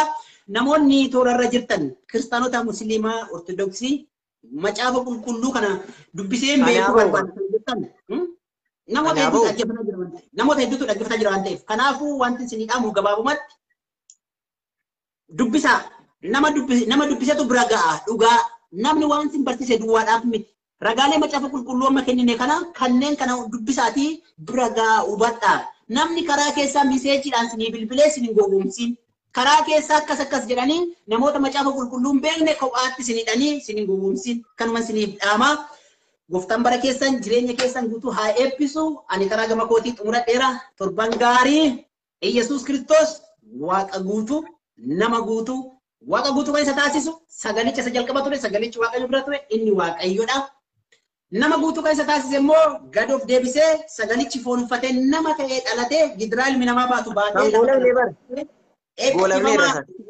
dhaamsa malee dhaamsa haasofnu malee waan Kiristoos Yesuus keessaa baane wayin dubbadde gabaabseeraaf in galuuf hin galaafii boru kiyyarratti haa goonu naawwaadhu yoon jiraadhee maybe boru yoon hojii galuu baadhee shifti kiyya laalee sitti makaraa keessa yoon jiraachuu baadhee tegestiin sii godhaa yoon jiraadheef immoo na dhufan. Ayyee boru yoon asii laaffise akkanatti maaliif gaafa duraati osoo natti himin kiibxata affeere naan jette akkanatti yoo sitti tole ni dhuftaa yoo sitti tole waan odan maaliifuu na beeksisi uummata beeksisa waan ta'eef boru yoo simii jette. Mata duree gaaffii keessa na beeksiftaa mata duree irratti mari'annu na beeksiftaa. Kanumarra seenna. Oma rakkoon qabu irra deebinee gaaffii kana haasofnu ta'e kun lafa fukkisaa deema waan ta'eef gaaffii biroo ta'e gaarii ture haa ta'u gooftaan si haa eebbisuuti yeroo gaarii.